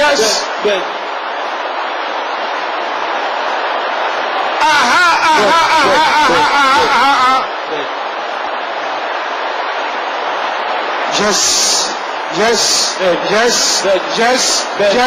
Yes. In Jesus' name we pray. Lórúkọ Jésù a gbàdúrà. Begin to check your body now. Bẹ̀rẹ̀ sí ní yí àgọ́ ara rẹ wò báyìí. Things are happening. Àwọn nǹkan ń ṣẹlẹ̀. Things are happening. Bẹ́ẹ̀ni. Amen. Àmín. As you pray this next prayer, Bàbá ti ń gbàdúrà yìí tó kàn yìí. if you are in this service Ó bá wà ní ìsìn yìí. and you notice that cold Ó sì rí i pé òtútù. catches your head alone. Ó máa ń dá mú orí rẹ nìkan. Just head alone, no other part of the body. Orí rẹ nìkan lòtútù máa ń dá mú.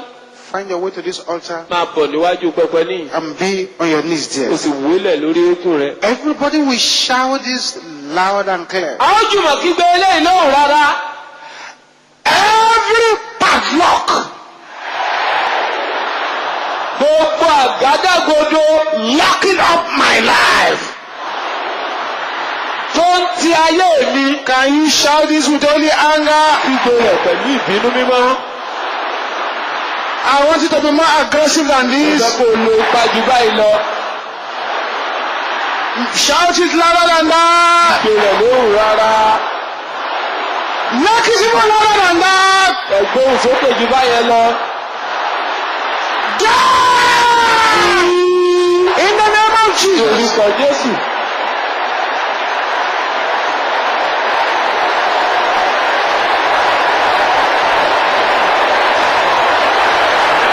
Yes. The padlock must be broken.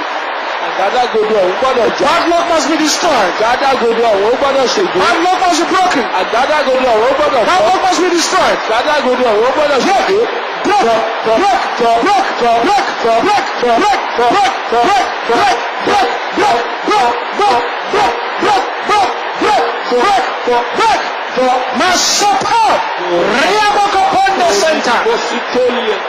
In Jesus' name we pray. Lórúkọ Jésù la gbàdúrà. Bẹ́ẹ̀ni. Oh yes. Bẹ́ẹ̀ni. Oh yes. Bẹ́ẹ̀ni. Amen. Àmín. You will shout this even louder than anyone around. Ó tún kígbe eléyìí lóhùn rárá ju gbogbo ẹni tó ń bẹ ń tòsí. Fire. Iná of the God of Elijah. Ọlọ́run Èlíjà.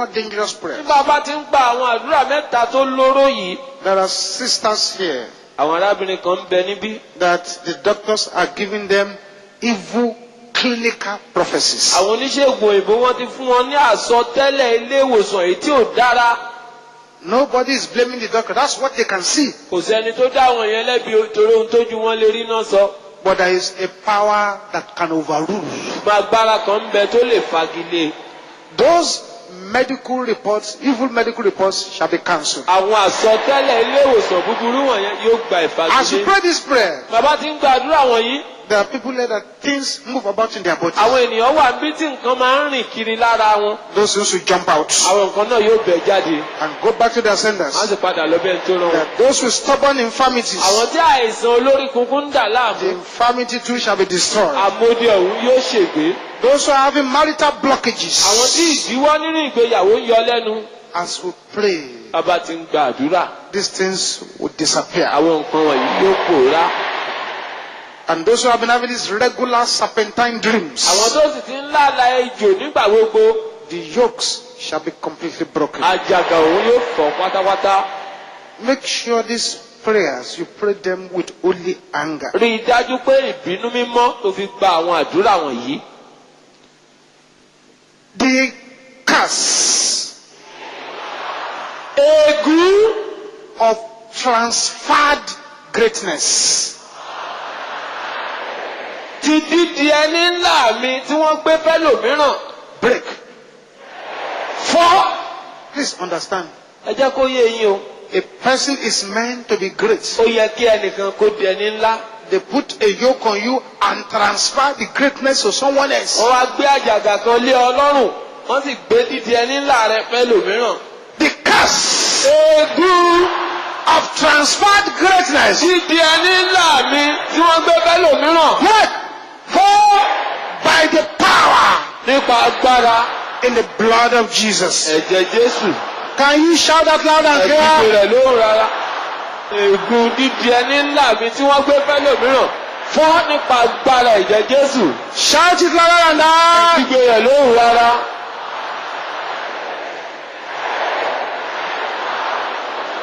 In the name of Jesus.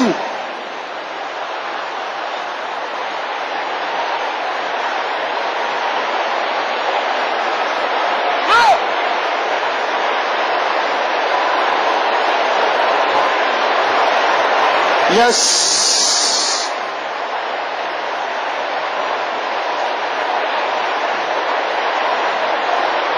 Thank you, Jesus. In Jesus' name we pray. Lórúkọ Jésù la gbàdúrà.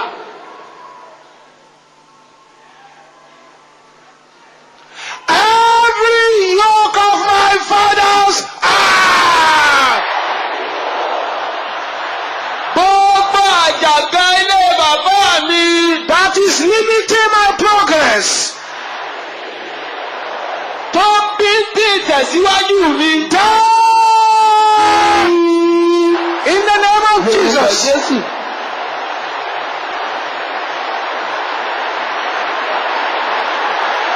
Oh yes. Look at what is happening. Look at what is happening. Ohun tó ń ṣẹlẹ̀, ohun tó ń ṣẹlẹ̀. Look at what is happening. Ẹ wo ohun tó ń ṣẹlẹ̀. That was the power of God. That was the power of Lọ́dún God. agbára Ọlọ́run ni. Mo ka tẹ́lá kan. Yes, yes, yes, yes, yes, yes. Bẹ́ẹ̀ ni. Bẹ́ẹ̀ ni.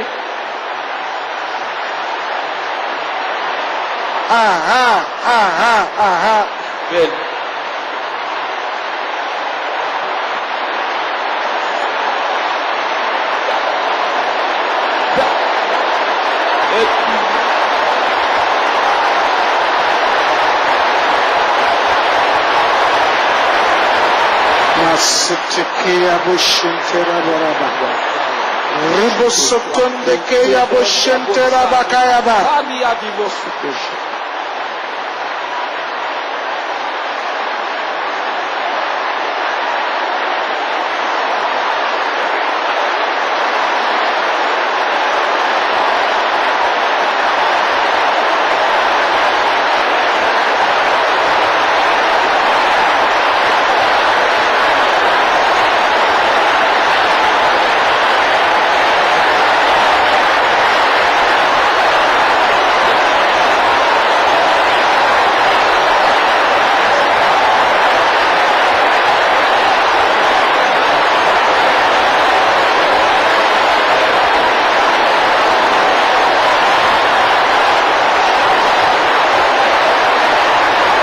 Yes.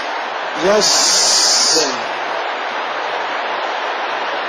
In Jesus' name we pray.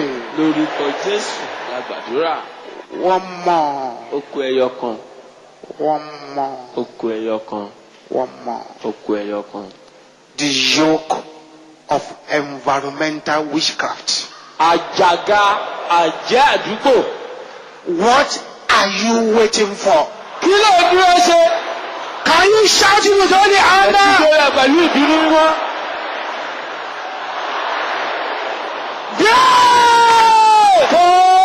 In the name of Lórúkọ Jesus. Jésù.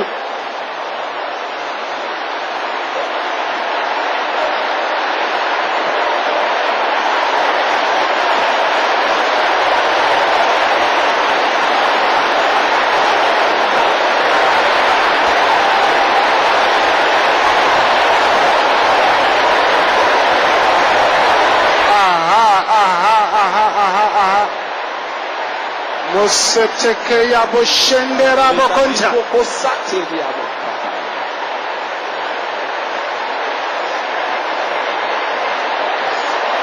In Jesus' name we pray.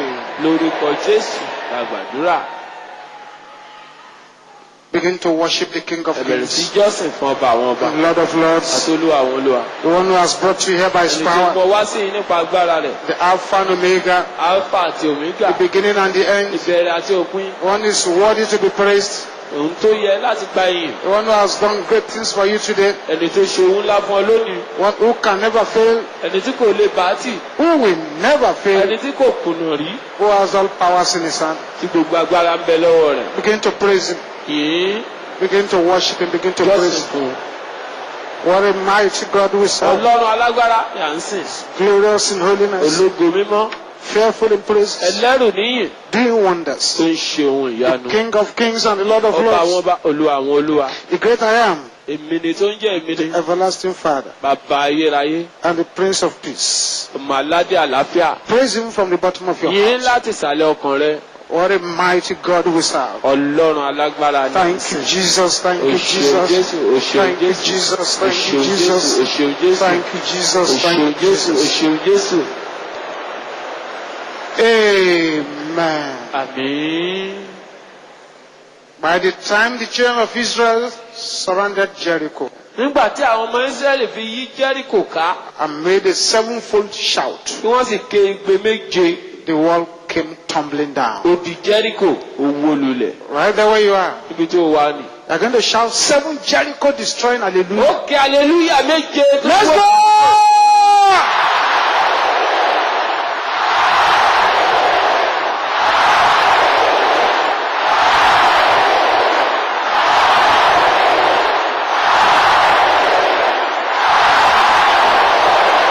Thank you, Jesus. Ṣeun Jésù. Amen. Àmín. Let's have a seat for a few Ẹ minutes. jẹ́ ká jókòó fún ìṣẹ́jú díẹ̀. Now listen carefully. Ẹ wá tẹ́tí gbọ́ mi. This meeting has not closed. Ìpàdé yìí kò tí ì parí o. If I have to be quite honest with you, we still have our barricading prayers to pray. Láti ẹ̀ ti sọ fún yín gan, àyè ní àwọn àdúrà tí a ó fi mọ odi yíra wa ká láti gbà. Don't go without praying those barricading prayers. Láì jẹ́ pé o gba àwọn àdúrà yẹn má ṣe lọlé o. If you do, it's like coming here in vain. Bó bá ṣe bẹ́ẹ̀, ńṣe ló dàbí pé o wá bí lásán. No matter where you have been invited to where you are going, wait until the final prayers of Ibi the yòówù tí wọ́n pè ọ́ sí, ibi yòówù tó ń lọ, dúró títí tá a fi gba àdúrà ìparí ìpàdé. Amen. Àmín. Please, let's listen carefully to this Ẹ announcement jẹ́ ká tẹ́tí. Sì mú lẹ́tà àdúrà wa jáde. and hold it in our right Ká hand. mú dání sọ́wọ́ ọ̀tún. And let your amen be dynamic as Kí I pray àmì now. kó sì rinlẹ̀ bí wọ́n ti gbàdúrà báyìí. Father, in the name of Jesus. Bàbá ní orúkọ Jésù. Father, in the name of Jesus, Bàbá ní orúkọ Jésù. we raise our prayer letters to you Àná lẹ́tà àdúrà wa sókè sí yín. after the order of Ezekiel. Gẹ́gẹ́ bí Èsèkáyà ti ṣe. Lord, Olúwa. you know the desires of our heart. Ẹ mọ ẹ̀dùn ọkàn wa.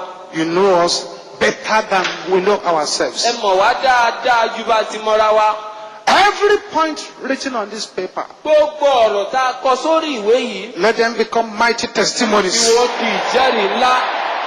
In the name of Jesus. Lórúkọ Jésù. Every agenda of the enemy Gbogbo ètò ọ̀tá. to hijack the destiny of anyone here, Láti já àyànmọ́ ẹnìkan kan gbà. we command the agenda to be A frustrated. pàṣẹ kí ètò wọn kó dojú dé. In the name of Jesus. Lórúkọ Jésù. By the time we come back here next month, Nígbà táwọn fi padà wá lóṣù tó ń bọ̀. another power must change Fún us. agbára gbọ́dọ̀ pààrọ̀ owó mìíràn. Let every point raised in our prayer letter Gbogbo ọ̀rọ̀ tá a kọ sínú lẹ́tà àdúrà wa yìí. become mighty Ó ti testimonies. di ìjẹ́rìí ńlá. In the name of Jesus. Lórúkọ Jésù. Thank you, O Jesus. ṣeun Jésù. As you wave the letter to the Bá Lord, ti ń fi lẹ́tà náà sí Olúwa. sing the God that answered by fire. You will be my God that answered by fire. He will be my God. the God that answered by fire. You will be my God, God that answered by fire. You will be my God. the God that answered by fire. You will be my God, God that answered by fire. You will be my God. Keep the prayer letter away. Ẹ wá tọ́jú lẹ́tà àdúrà náà. It is time for the barricading prayers. Àkókò ti tó láti gba àwọn àdúrà mímọ́ odi. You fight to get into your promised land. Ó jà láti lè dé ilẹ̀ ìlérí rẹ. You also fight to defend the land. Ó sì tún ń jà láti lè dáàbò bo ilẹ̀ náà. We are praying defensive prayers now. À ń gba àdúrà ààbò nísinsìnyí. I barricade my life Mo mọ odi yí ayé mi ká. and the life of my family members.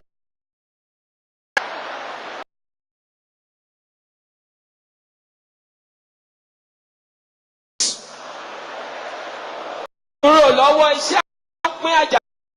In the name of Jesus. Jésù. Open your heart and make that declaration. Àdúrà bẹ́ẹ̀. Barricade your life. Odi yí ayé rẹ. Barricade the life of your family members Àti ayé àwọn ẹbí rẹ. from the oppressions Kúrò lọ́wọ́ iṣẹ́ of yoke àwọn tó ń distributors. pín àjàgà. Thank you, O Jesus. ṣeun Jésù. Thank you, Jesus. Thank you, O ṣeun Jesus. Jésù.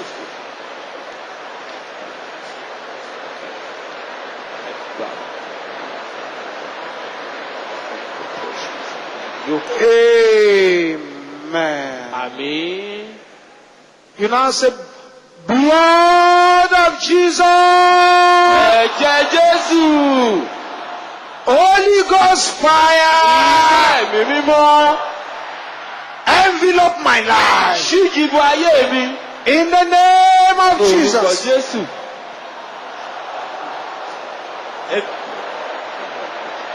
Blood of Jesus. That's right. Envelope my life. Blood of Jesus. Holy Ghost fire. Envelope my life. In the name of Jesus. Blood. In Jesus' name we pray. Lórúkọ Jésù la gbàdúrà. Silence now. Kí ìdákẹ́rọ́rọ́ wà báyìí. I have some words to some people Mo here ní àwọn ọ̀rọ̀ fún àwọn kan níyìn from the Lord. látọ̀dọ̀ Olúwa. Let there be silence. Kí ìdákẹ́rọ́rọ́ wà. The Lord said I should tell somebody here Olúwa ní kí n wí fẹ́nìkan bí yìí. that your benefit Pé àǹfààní rẹ that has been stolen for years tí wọ́n ti jí lọ fún ọ̀pọ̀lọpọ̀ ọdún this week lọ́sẹ̀ yìí shall be returned to you. wọ́n ó gbà padà fún ọ. Yes.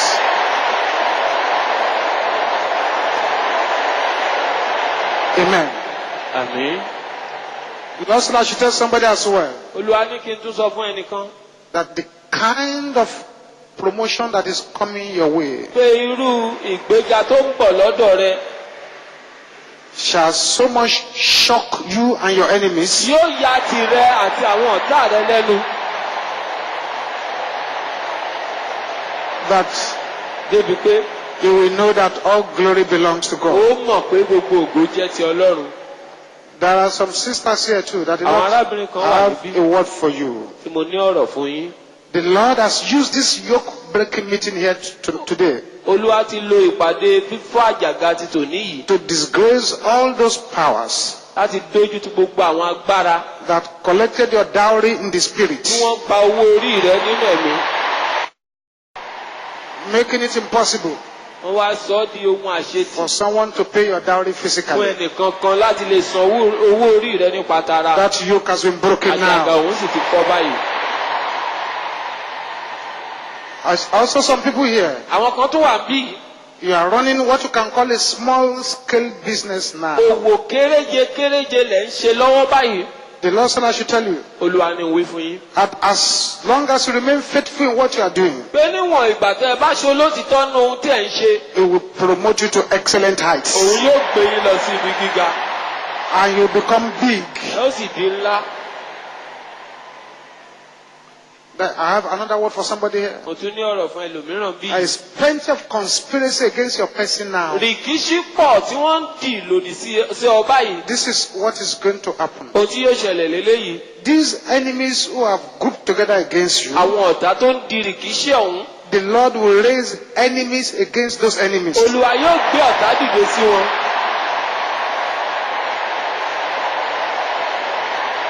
So,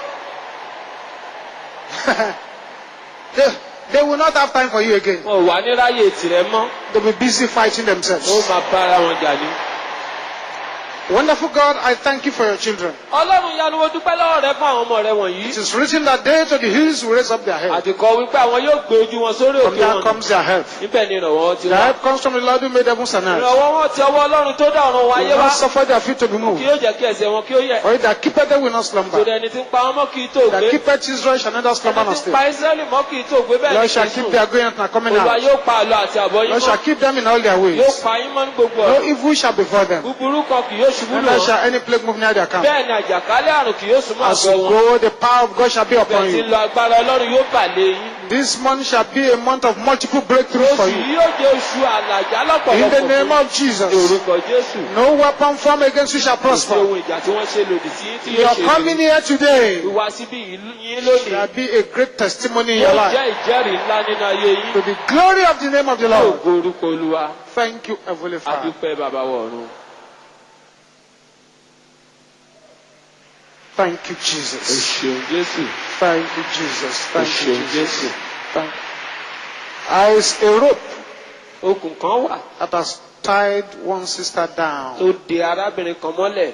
Everywhere you go, the rope is tying you Ibi down. gbogbo tó o bá lọ okùn ọ̀hún á sì máa dè ọ́ mọ́lẹ̀. You went to the embassy, the rope tied you O down. lọ ibi tó wọ́n ti fún ọ níwèé ìrìnnà òkè òkun ó dè ọ́ mọ́lẹ̀. Try business, this rope tied you O down. gbìyànjú láti ṣòwò okùn ọ̀hún ó dè ọ́ mọ́lẹ̀. This rope operated from 3 directions. Okùn ọ̀hún ń ṣiṣẹ́ láti ìkángun mẹ́ta ọ̀tọ̀ọ̀tọ̀. One by one has been broken by the angels Lọ́kọ̀ọ̀kan of the okùn living ọ̀hún God. áńgẹ́lì Ọlọ́run ti gé wọn kúrò. Thank you, O Jesus. ṣeun Jésù.